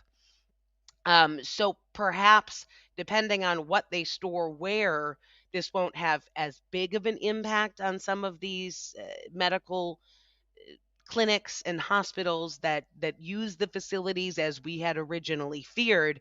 But they're not able to tell us at this point what kind of effect it might have, because they're watching what you're watching live here on CBS News Bay Area, and that is their 1 million state of the art square foot facility go up in smoke. They had just upgraded, apparently, with a lot of new robotics, trying to make things more efficient there at the facility. That had happened within the past couple of years. So they are suffering some pretty major losses, not only within that facility, but also the tractor trailers. You see that them lined up outside. And sometimes it's difficult when you're looking at such a huge facility to sort of wrap your mind around how big it is. But each one of those rectangles is a tractor trailer facility, something that you would see on the back of a semi going down a highway, and you know how large those are when you come upon them. So, I mean, just look at we're looking at 3 dozen of them lined up with spaces in between. So this is just a really large plot of land that was all covered by this warehouse, which has just been demolished. Its roof has collapsed in most spots. We did see firefighters for a time spraying water from ladder trucks on a couple of corners of the facility, but it appeared almost comical, to be frank, because of the fact that they weren't going to be able to make any progress fighting this fire from at least what we could see here from our live chopper pictures from above this scene here in Tracy. So this is a largely industrial area. That's another good thing when we're talking about the air quality and how these particulates are not able to get into what people are breathing on the ground, at least not yet, uh, depending on how thick these chunks are that are being distributed into the air and exactly what they're made of. When it comes to potentially nasty chemicals, pharmaceuticals, a lot of plastics, heavy metals, uh, and even just down to things that help run a warehouse, to oils, to paints. It's just a huge mix of toxic chemicals that have been burning, and that is all going to be evaluated when it comes to the health impacts later and the economic impacts of this fire that just continues to burn out of control. We are going to be hearing from the Tracy Fire Department within a matter of minutes with an update on their firefights, and looking forward to getting a little bit more information from the ground. We also have crews from not only CBS News Bay area but CBS Sacramento all converging, because this area in the Tri Valley is sort of in between our coverage areas. We've been checking in with Hannah at the assignment desk because she has been closely watching all of the latest updates that we've been getting from not only the Tracy Fire Department, but other fire departments from around the region that are going to help. And this is going to be a long haul operation when it comes to making sure once this burns out that it doesn't reignite. Hannah, what can you tell us from the assignment desk? Yeah, and so as I kind of left you last time, we are watching this fire in real time, and a lot of the agencies that we're talking to, or affected people, feel somewhat the same way, although we have gotten preliminary statements from um, Medline as well as other companies that have warehouses in the area. You mentioned not long ago that Medline Medical confirmed to us that all of the personnel that was in this warehouse have gotten out safely, and that's really all they can confirm at this point. And we heard the same thing from FedEx, who also has a distribution center or warehouse very close by. They have evacuated all team members and are accounted for. We know that evacuations have kind of been going like this, all surrounding warehouses. We know that there's an Amazon fulfillment center, as well as Home Depot, Williams Sonoma. It's a very warehouse dense area, and people from all of those warehouses have been leaving, as well as some of the county houses in this area, just as a precaution, although there's no reported damage at this time, according to the Tracy Police Department. Earlier we were honing in on some of those spot fires that seem to be occurring in the areas kind of underneath the smoke from where we're looking right now, and I haven't seen any of those grow. In fact, on some of the systems that All we right, use. you know Oh, what? and it I'm looks sorry, like, Hannah. I'm yeah, going to yeah, yeah, interrupt you. yeah. Yeah, we have a live news conference right now from Tracy, and the fire chief is speaking. Let's listen in.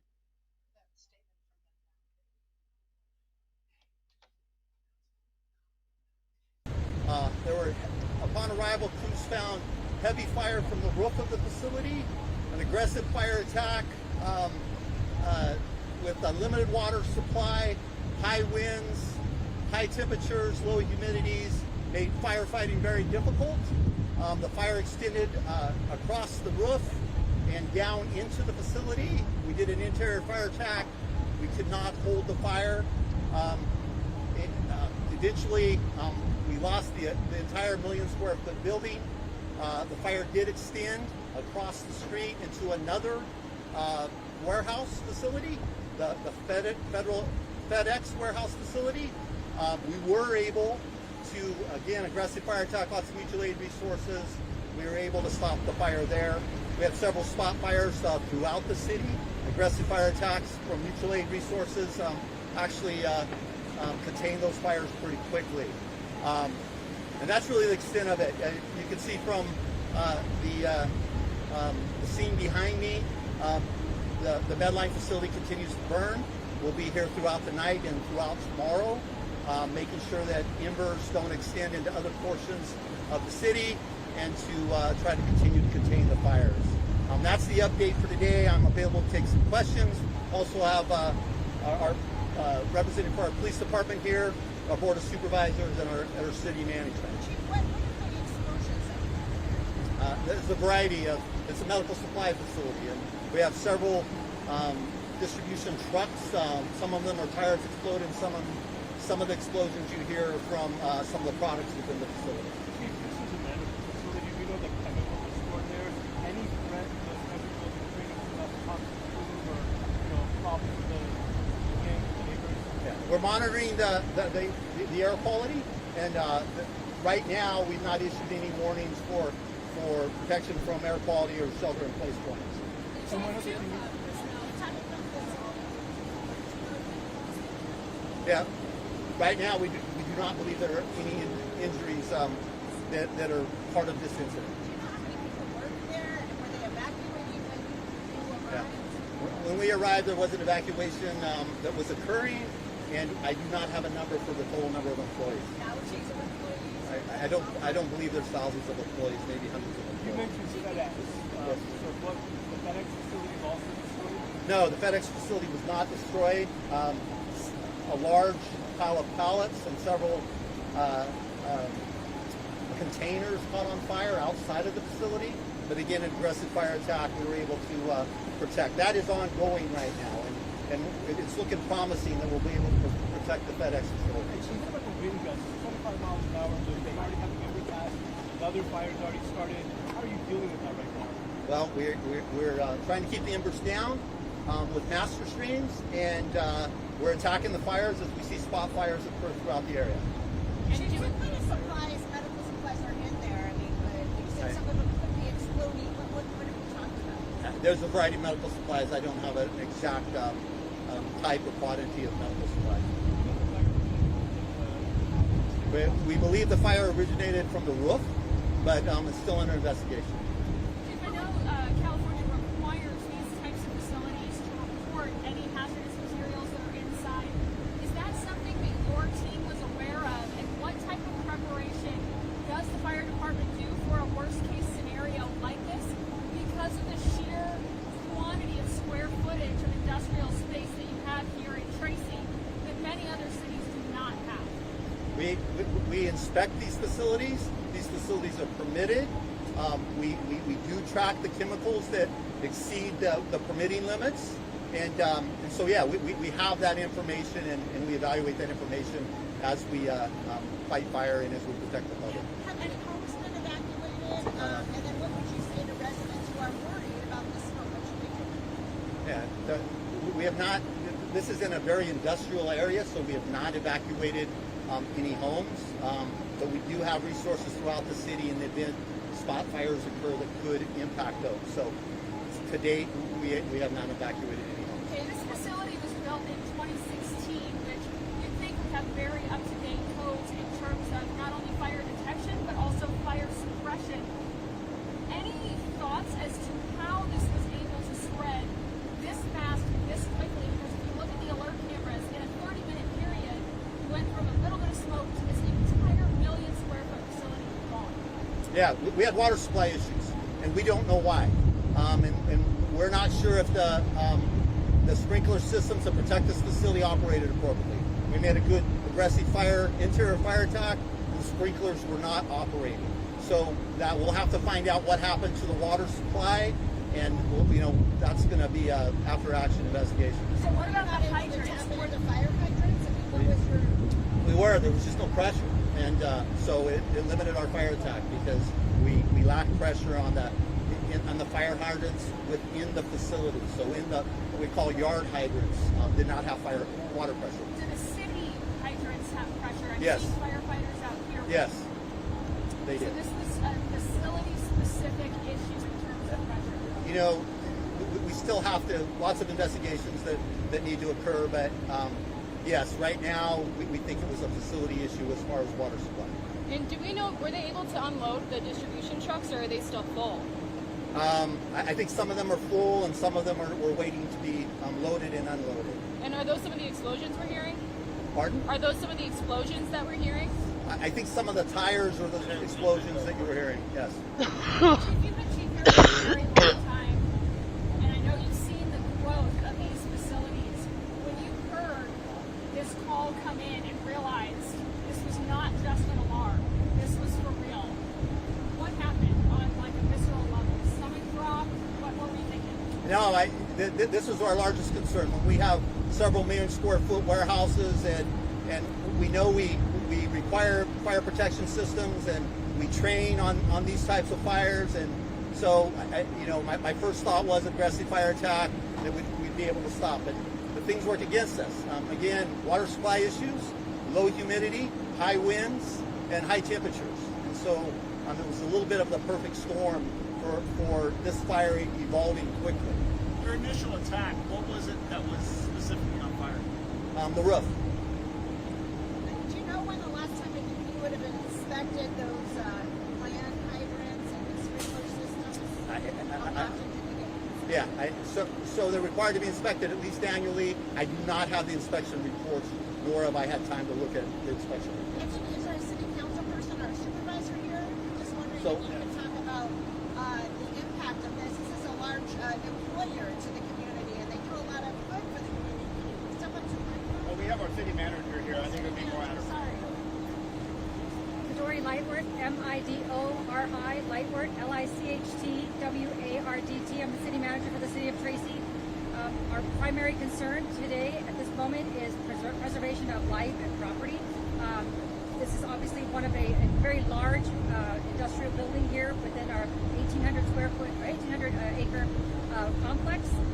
It is one of our employers. I think the question was asked earlier about how many employees there are. I think it's in the hundreds, not the thousands, but we can verify that at a later time. But our primary mission at this moment is to get these fires suppressed and to make sure that we bring all the resources to bear that the city of Tracy has to ensure that our public safety personnel have all the resources they need to suppress this fire and get us into a safe place for the community and our businesses.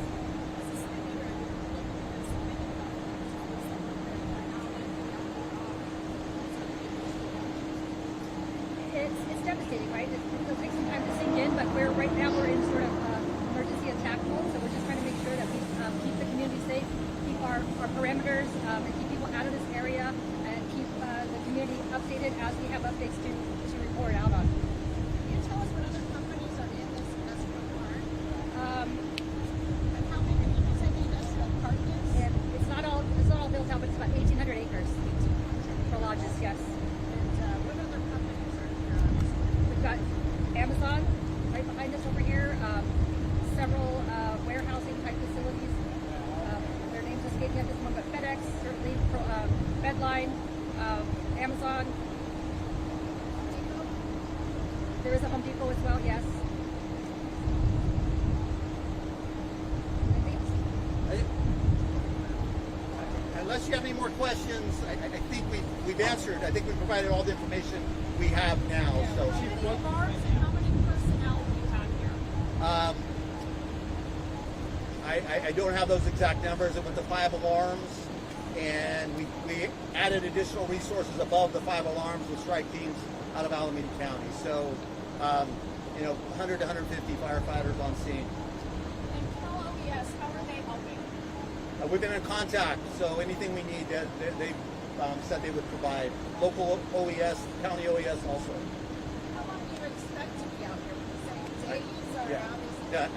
I think days, probably a couple of days. And again, no reports of any injuries. No reports of any injury.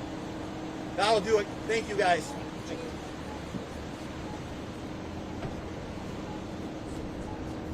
All right, you have been watching a live news conference from outside that huge warehouse fire that continues to burn out of control in Tracy, California. This is sort of in between the Bay Area and Sacramento. This is at a medical supply company distribution center called Medline. I'm learning a little bit more about Medline, so we're going to get to that. But I just want to update you on what firefighters just said. One of the most interesting things is they had to let this thing burn itself out, which again, it's still burning, so that process continues. But because they had water supply issues, they had no water pressure. They also might have had issues with the sprinklers inside of the building. So that is something that will be obviously fully analyzed once this fire is under control and if all codes were being met there. It was a fairly new facility built within about the past 10 years. So, whatever led up to this or prevented firefighters from being able to do a full on attack will be under investigation. But that was certainly significant that they had issues with water pressure. Also, talked a lot about explosions being heard. What that exactly was from medical supply tanks, oxygen, natural gas. We don't know at this point. There's a lot that we don't know. It looks like the emergency responders there on the scene in Tracy are pretty overwhelmed with what has been going on. We have been watching this burn for almost 3 hours now. It broke out at about 1:30. It immediately took off, completely destroyed, took down this entire 1 million square foot facility, this Medline facility where hundreds of people worked. But thankfully, there were no injuries. Really good news there. Not only is this facility completely gone, a lot of vehicles around it. They had some tractor trailers that were destroyed, also caught on fire. Employees' cars. Also, some damage done to a nearby FedEx warehouse, though nothing uh, terrible. That looks like that facility is going to be allowed to stand.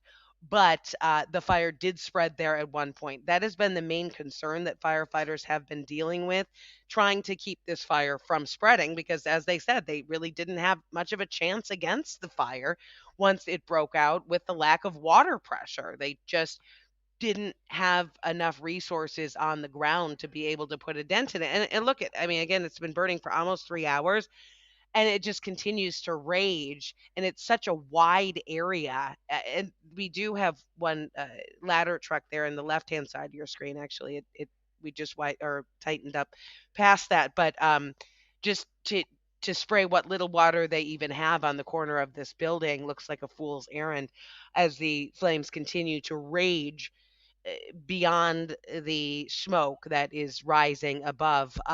A lot of questions about air quality still, though, according to the latest maps and the sensors, it does not appear to be terrible on the ground. A lot of the smoke is sort of lifting up and over the area, but it is blowing to the south, and it certainly has created quite a visual hazard for people noticing that smoke as they're driving or for anybody who was working in the area. It is mainly an industrial area with other warehouses around it. You can see the map there on the left hand side of your screen, and that this is very close to 205 there in Tracy. It's all east of Livermore, sort of in between the Bay Area and Sacramento. We're going to talk a little bit more about the company and the facility, what we're learning right now, coming up in a minute, but we want to get to this new information that we just heard recently from the police sergeant there from the Tracy Police Department, Michael Richards. Let's hear that.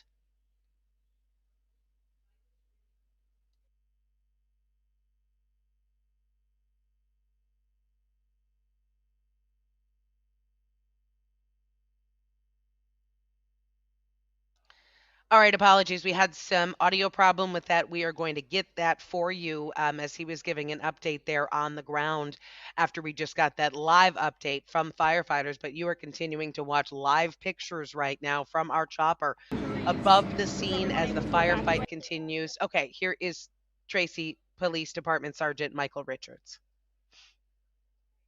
Right now, I think the fire department's just trying to put out the fires in the surrounding area to make sure it doesn't spread anywhere. Can you give us any information about the employees? Was there anyone inside when the fire started? Do you know about any injuries? Was everyone able to evacuate? Yeah, first responders between the police department and fire department met with Medline personnel immediately upon arrival, and they were able to evacuate the building of all the employees. They did a head count, and as far as you know, there's been no injuries at this point. Do you have a time that this fire was first called in? I don't have the exact time. I'd have to look at our dispatch notes, but I don't have that on me. Who first called it in? It was a 911 call from somebody in the area. Do we know if there's any evacuation orders for the surrounding, like Amazon, anything like that? Yeah, we've evacuated all the warehouses that are southwest of this area just because of the wind and the smoke and the blowing embers. What are the precautions in place right now for any drivers? What people need to know? I know that traffic is crazy backed up. Some folks are, trying to weave in and out. Just Yeah, so all of our allied, excuse me, all of our allied law enforcement partners have helped us by closing all the roads in the area. So we're making sure that nobody comes in this area. We want all the traffic to leave, and we want the roads clear for all the responding mutual aid fire departments and police departments that are coming in to help us. Can you talk to us also about the resources that are out here? Just describe what everybody's doing. I mean, I see some firemen out there, just. So we have fire departments from all over San Joaquin County and Alameda County that have come out to help us with this, just due to the large scope of the fire. They're busy making sure that it doesn't spread to any other warehouses. As you can see, it's quite a large area that we're trying to protect here. And then pretty much every law enforcement agency in the area, and CHP and California Department of Fish and Game is out here helping us block roads and ensure that nobody comes in and everybody's safe. Now, we saw another. All right, that was the latest information from the Tracy police. That was an interview we conducted within the past half hour. We have crews there on the ground trying to get more information as we're learning more about Medline. Medline is the operator of that huge facility, this warehouse and distribution facility there in Tracy in the Tri Valley. That is the building that we've been watching go up in smoke all afternoon long as the black, thick smoke continues to pour off of that facility. It is a total loss. The roof has collapsed and the smoke continues to pour off of the facility. Firefighters just told us that they are going to be there for days as they try to make sure that this fire remains contained, that any hazmat situations are dealt with. So again, learning more about the Medline distribution facilities that we're dealing with there as we take a look at a map here. This is where this is located.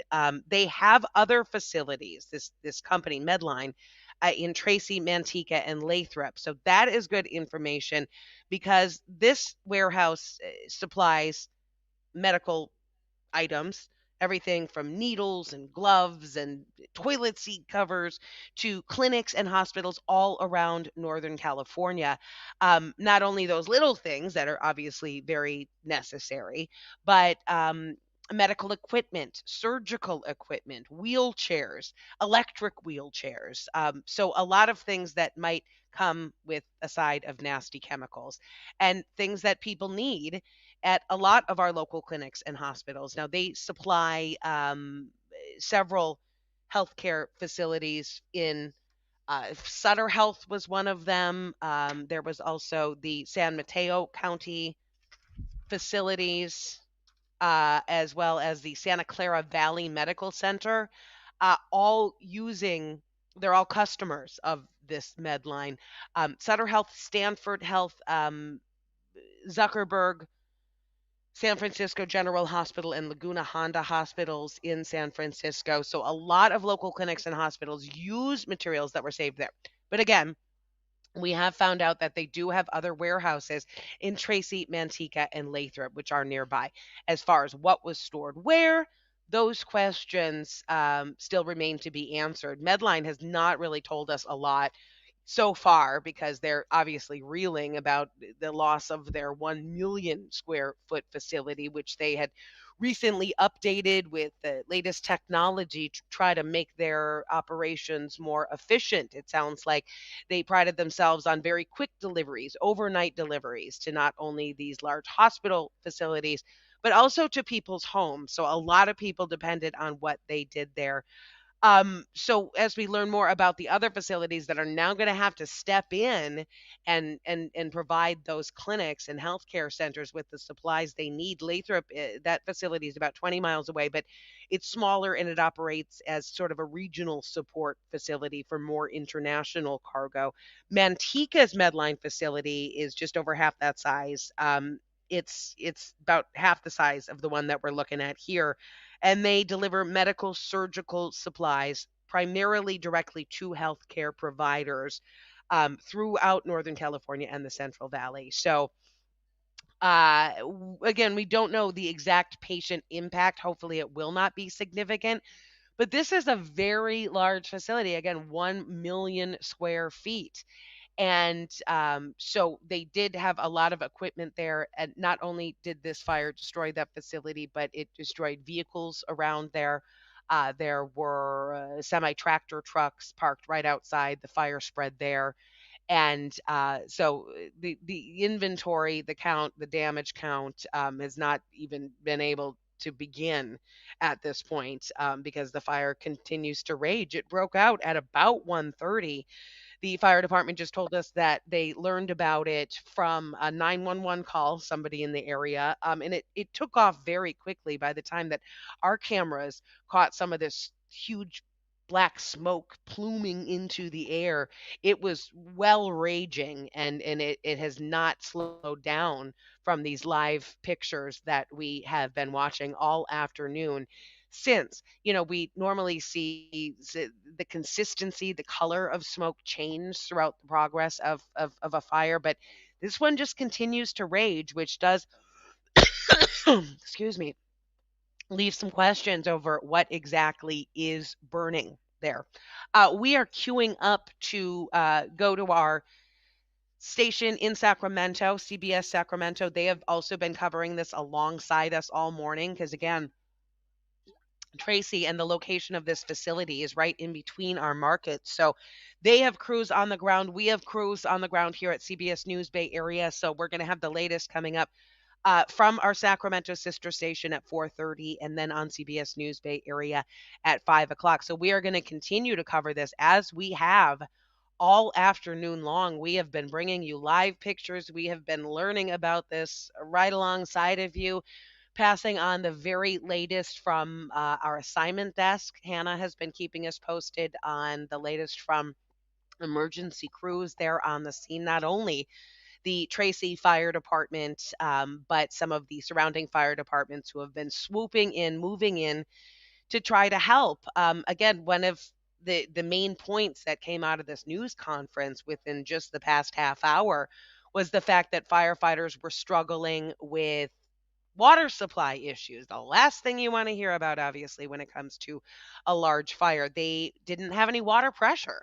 And we were watching live the lack of fire response and sort of questioning why nobody was going in on that. We eventually saw a couple of ladder trucks pull up on the corner and start spraying water from above, which just looked almost comical in nature because they weren't able to put any sort of dent into the way the fire was raging or the damage that was being done because apparently they did not have water pressure. There was also some sort of issue, according to the fire chief, who we just heard from, about the sprinkler system that should have kicked in and been able to prevent this fire from being as devastating as it was and from spreading two vehicles in its parking lot. So there's going to be a lot of questions. This was a fairly new facility about how that was able to happen. And also, what kind of impact we're going to have on the distribution of medical supplies throughout Northern California. Medline does have a couple of other distribution facilities there in Tracy, Manteca, and Lathrop, in addition to this big one in Tracy. But it looks like they are much smaller and perhaps assigned to different duties. Again, taking in the live pictures that we have been watching all afternoon long of this smoke continuing. The good news is that it's not affecting, from what we understand right now, air quality there on the ground if you're on the ground, but it depends on the particulate matter. We did have our meteorologist Darren Peck in here giving us sort of the scientific view of this when it comes to a lot of information yet to come out as far as how large the materials are that have been distributed through the air in this thick black smoke and exactly where they were headed, because they were sort of blowing to the south, which is of course good news from for everybody else on the other sides of it. But what sort of particulate materials that thick black smoke was able to drop, and what will be the ongoing effects.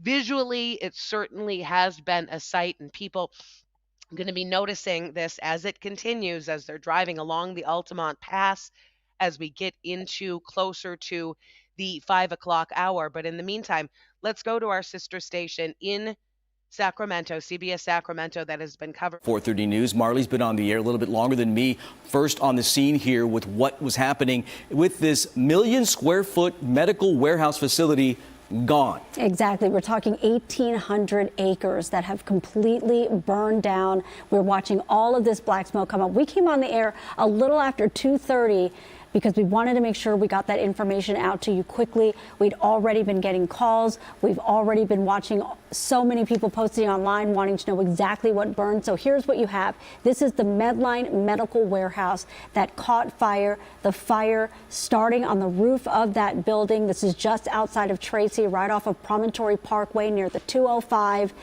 The flames then went from the roof into that facility, burned the entire facility, and what we've been dealing with ever since are the embers that have been going up into the air and catching all of that dry grass that you see around the facility on fire. Firefighters attacking multiple grass fires.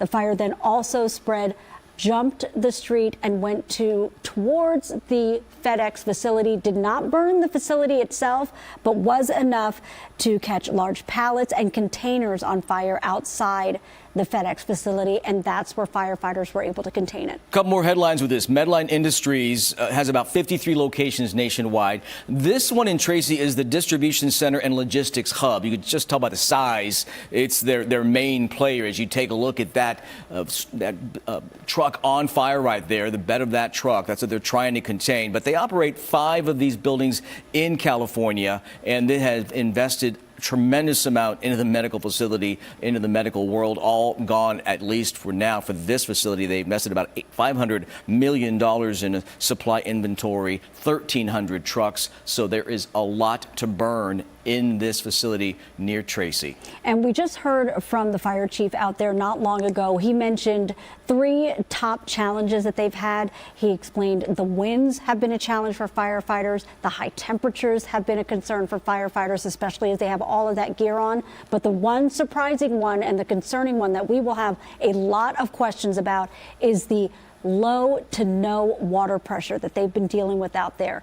The sprinkler system on that Medline medical warehouse facility were not working. They were not operating when firefighters got out there. And then the fire hydrants that they hooked up to had very low water pressure. At this point, firefighters are not sure what was causing that low water pressure, but they are looking into it. And of course, we will keep asking as to what happened with that. Again, this is not near a residential area, as big warehouses, as you know, are put in places that are not near homes. And that is the saving grace. Mostly other warehouses. I mean, we talked about how large this facility is, 1,800 acres. You mentioned the FedEx, Home Depot, Amazon, Best Buy. a company called Zinus Inc., Williams-Sonoma warehouse. So if you got a warehouse, that was a place to have it, right? Because all that land out there and all those people employed, hundreds of people who worked in this building, they did make it out. Everyone made it out safely. And let's be honest, that's all that matters at the end of the day, right? I mean, you can build another warehouse. You can hopefully get another job and they can transfer you to another facility, but no injuries as of now. And they want to keep it that way, especially with the firefighters, Marley, because, you know, they've got all that gear on. It's extremely hot out there. Not just injuries from the fire itself, but, you know, heat exhaustion, things like that play a factor. And they've already said that they will be out there through the night, of course, tomorrow. But you can imagine there will be a lot of cleanup and a lot to deal with in the days, even weeks to come at this point. Also, in talking with the fire chief out there, we do understand that they inspect these facilities regularly. They are permitted, and the fire department tracks what's inside each of those warehouses, because again, this is an industrial area. Of course, you do have residential areas just outside of this, but for the most part, an industrial area, all of the supplies that are kept inside these warehouses have to be tracked and accounted for. So the fire department is aware of what was in these facilities, including this medical facility warehouse as well, because what they had in there could be concerning with all of the chemicals and any of the medical supplies that they have there as to what's burning and then going up into the air. So they have tracked that. They're continuing to. But the big thing is that all of the employees who were inside, hundreds of them could be, were all evacuated. Everyone made it out. They were all accounted for, including FedEx. They also reached out to us and let us know that all of their employees had been accounted for as well. All right, our crews are on the ground gathering information. We're going to turn it over to Nina Burns, who is out there live for us near the fire scene on the ground from her vantage point. You see the wind still whipping up out there and the flames and the smoke behind you, Nina. That's right, and we actually were just told they're officially putting caution tape up, so we are being asked to move slightly over. Now, again, we just spoke a few minutes ago, and the smoke continues to grow as of now. And again, the question that I hear other people asking, and that the same answer is over and over to, is, I don't know. Well, that question is, what are the chemicals that are inside of the smoke right now? Again, we know this is a medical facility. There is going to be chemicals. There is going, and here we go, they're moving us back more. It does look like right now the wind is pushing the smoke closer to the other facility right now. And again, we did just get moved. They're officially putting up crime scene tape. But again, I can't stress this enough. It sounds like as they get a hold of this, they're finding out information alongside us. As you said, they think this started from the roof. There was a sprinkler system issue. But again, he stressed, the chief of police, that that is not confirmed right now. That is just what they believe early in this investigation. And it's going to take a lot of work to get this to a point when they can even enter inside and start figuring out the exact cause. But if we could zoom in to the roof over there, you do see where it has caved in already, where the smoke is pouring out. It looks like even the walls are about to cave. Yet on one side, you can see the med line right there. That is untouched. It's always so insane to see how in these type of fires, buildings can be completely untouched in one area and just destroyed in another. Again, this is a 1 million foot facility that is now completely destroyed. Yeah, very concerning to see all that. Nina, as you've been out there too, you were hearing those explosions. That was also a concern out there, not knowing exactly what the supplies were that they had in that building. Have you continued to hear any more explosions as you've been standing out there?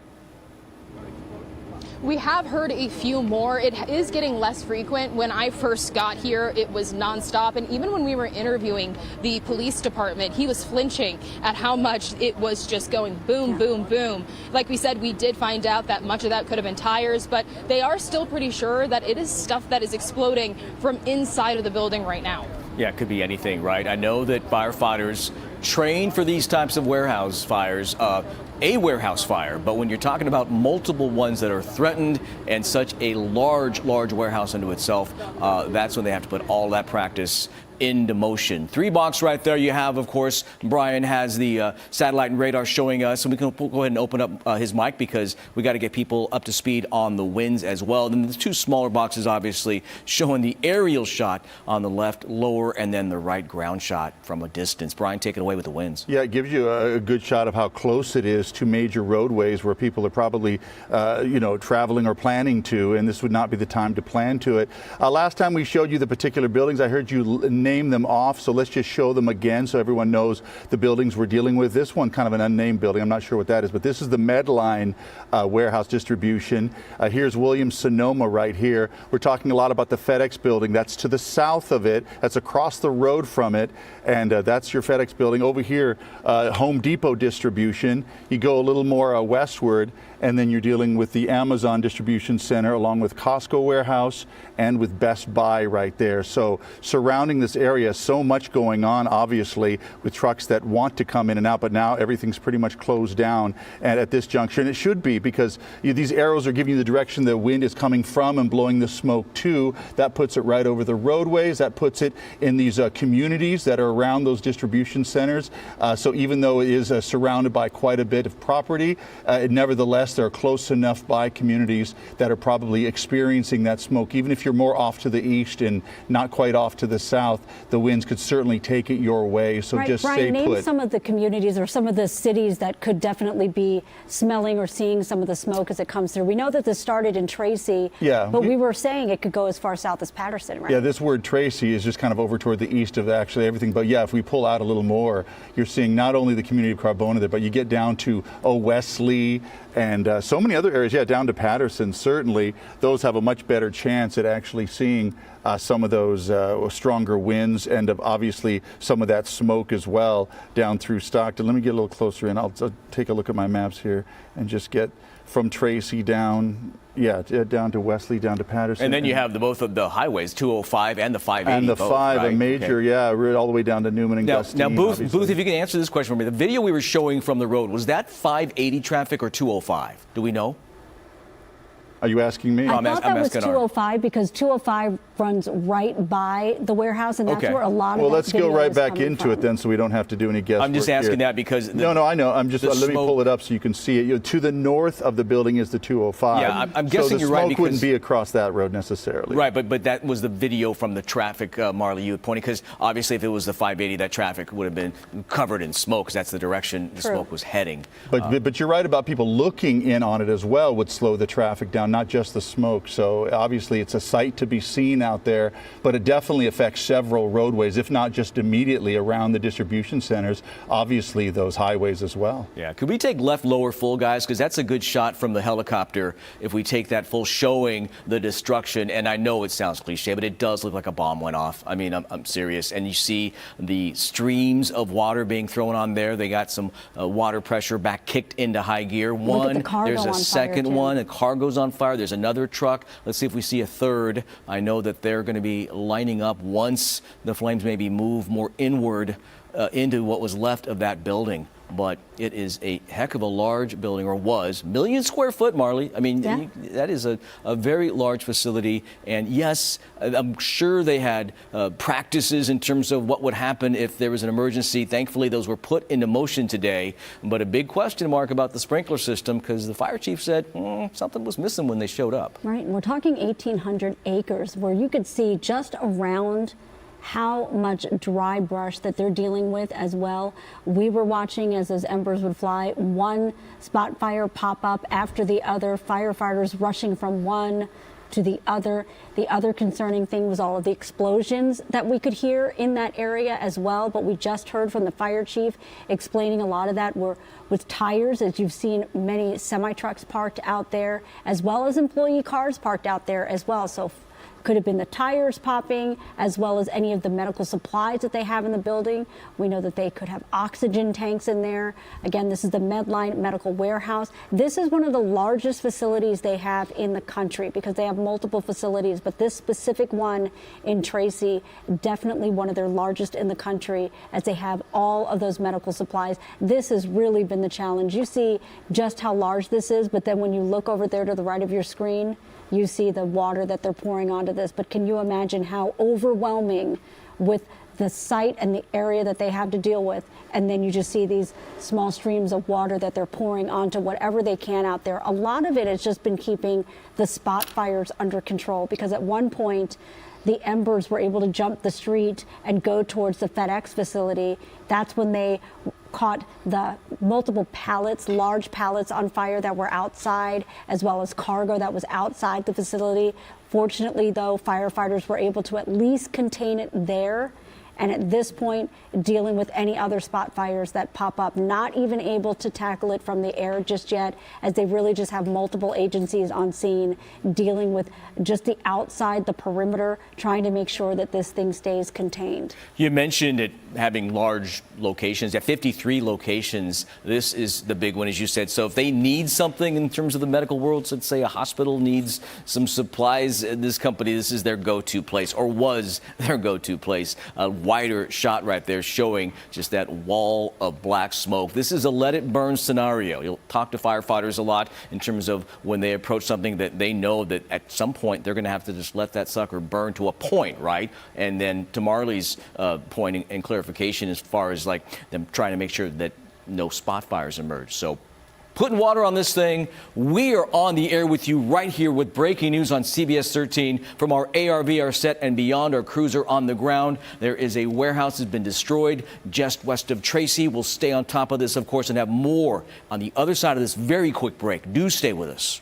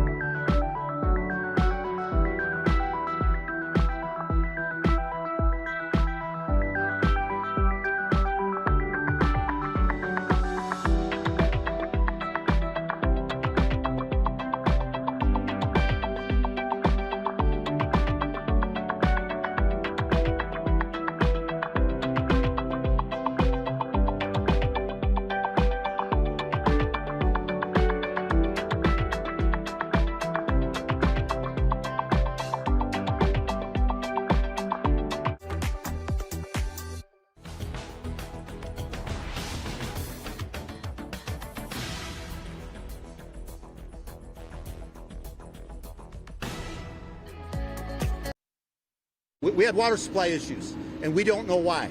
And we're not sure if the sprinkler systems that protect this facility operated appropriately. We made a good aggressive interior fire attack, and the sprinklers were not operating. So that we'll have to find out what happened to the water supply, and that's going to be a after action investigation. Right now, we think it was a facility issue as far as water supply. There was just no pressure, and so it limited our fire attack because we lacked pressure on the fire hydrants within the facility. So in the what we call yard hydrants did not have water pressure. We come back on the air with that because that's a big deal. We'll get to that statement in a second. But the fact that the fire chief, you hear the exasperation in his voice, right? The frustration about the water pressure. But let's get to that statement since it's full screen, Mark. Right. And so this company, the company that owns the warehouse, is Medline. They released this statement saying all of their employees and on-site personnel are accounted for and that the safety and well-being of their employees is their top priority. They say they are working with local law enforcement and first responders. They're going to share more details as they become available. But we do know their largest facility that they have is they've got multiple across the country with medical supplies inside. As you can see, all of the flames still popping up in the middle there, cargo on fire outside of the facility as well. With that, the concerns about what chemicals or toxins are in the air. The fire department, as we just heard from the chief, does keep track of all of the supplies in all of the warehouses that are in this area, because this is an industrial area. So you have a FedEx facility out there as well, an Amazon warehouse, this Medline medical warehouse. But they keep track of all of the supplies that are inside these warehouses to know exactly what could be on fire at this point. That's what they're tracking. And we've also been keeping an eye on the air quality. At this point, no evacuations of the residential area around this, but still telling everyone to stay inside, keep those windows shut, and if you have to go outside, to wear a mask. I want to circle back to the water pressure and the sprinkler issue, according to the chief. And we have wonderful people who work behind the scenes. So our Simon desk is watching and listening right now. We'd love to reach out to Medline. I know they've already given a statement on the people, and that's certainly first and foremost in everyone's mind. All their workers are okay, and we are so grateful for that, as are they, of course. But let's see if we can reach out and find out if they have any comment whatsoever in response to the allegations of sprinkler issues or fire fighting hamper, the impairment, if you will, with the water pressure. Because he did say, Marley, in that soundbite, I heard it for a second time, and that caught my eye, the actual hydrants that were on the property did not have sufficient water pressure or water itself for them to do their jobs. Exactly. That was the concern. They had low to no water pressure. That's what we heard the chief saying, is that was the concern, because of course they're trying to deal with a fire at hand, but then you also have the spot fires that were popping up as we watched multiple grass fires in that area popping up, even live on air. Our Nina Burns pointed out that some of the grass was on fire. We watched as firefighters rushed over there to put those flames out, and it was one of several that they've had to deal with. But as they're dealing with those, they were noticing that there was low water pressure, even at some points no water pressure. That is the concern out there, because you have all of these facilities, all of these other surrounding warehouses that they're keeping an eye on, like the FedEx facility that they watched the embers jump the road and then go over towards that facility, even enough to catch cargo and large pallets outside the FedEx facility on fire. That's what they were dealing with. So when you have that, and then you couple that with the low water pressure, the other challenges, the high winds, and the high temperatures, all of those concerns. Yeah, firefighters will tell you that if they approach a building, and I don't care how big it is or how small it is, if it's a roof fire, they can most likely contain it if it's not large at the time that they roll up there. So, perhaps as they rolled up, they're like, okay, well, this is going to be a challenge, but let's just get some hoses on this thing. And then somebody said, there's not enough pressure. Guessing, but you know what? Firefighters, when they roll up, they want to get the job done. They want to be set up for success like everyone else. Brian, what do you have? I'll tell you, it's very important that we hear from officials that people are okay. We love that. We love hearing that. But we should also talk a little bit about animals. We're not that far away from a wildlife refuge right here. This is the San Joaquin River National Wildlife Refuge. Let me get a little closer in. And that's a direction where we'll probably see some of that particulate matter make its way to some of these very rare animals out there that are trying to be protected in this habitat. So, and we have several of these kind of habitats that make their way down through the San Joaquin Valley. So that's something we have to consider as well. We know that direction from the north to the south is going to continue to blow the winds in southerly communities. That anywhere you're south of this warehouse fire, obviously, is going to be a part of concern. And I'm looking at maybe 10 to 20 mile per hour winds. So we really have a good breeze out there, if anything, at times, but we're not looking at strong gusts. Our peak gusts topped off about where they did yesterday. So this day is turning out to be pretty decent wind-wise. Obviously, if it's compared to yesterday, it's equal. We don't want it to be stronger, and there was a chance it could have been stronger than yesterday. Temperature-wise, we're middle 90s to right around 100 across Tracy and parts of the San Joaquin Valley, even some low 100s checking in as well. But here's your facilities right there, just to give you an idea. So our wind direction, once again, is taking that smoke and some of that fire, and obviously there's a concern about those southerly warehouses as well, but it's taking that and moving it southward. Back to you guys. Meteorologist Brian Schofield, we really appreciate the look at the wind direction there. That really changes the perspective for everyone in that area as to which areas they're keeping an eye on. Again, those winds moving in that south-southeast direction. That gives you an idea of Patterson to the south there, that people will be watching to see the air quality in that area. Let's reset real quick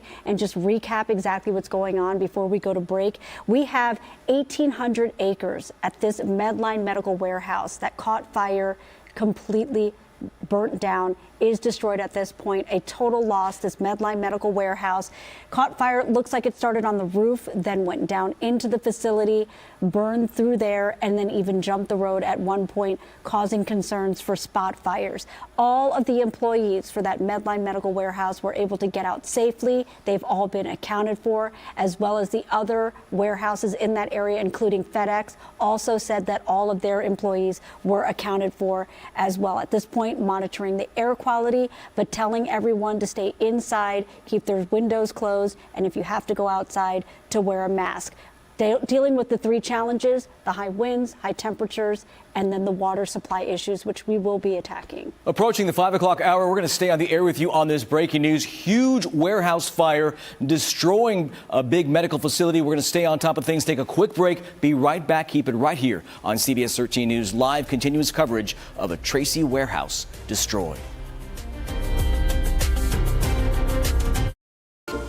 From the Bay Area to the Central Coast, to the Sacramento Valley and beyond.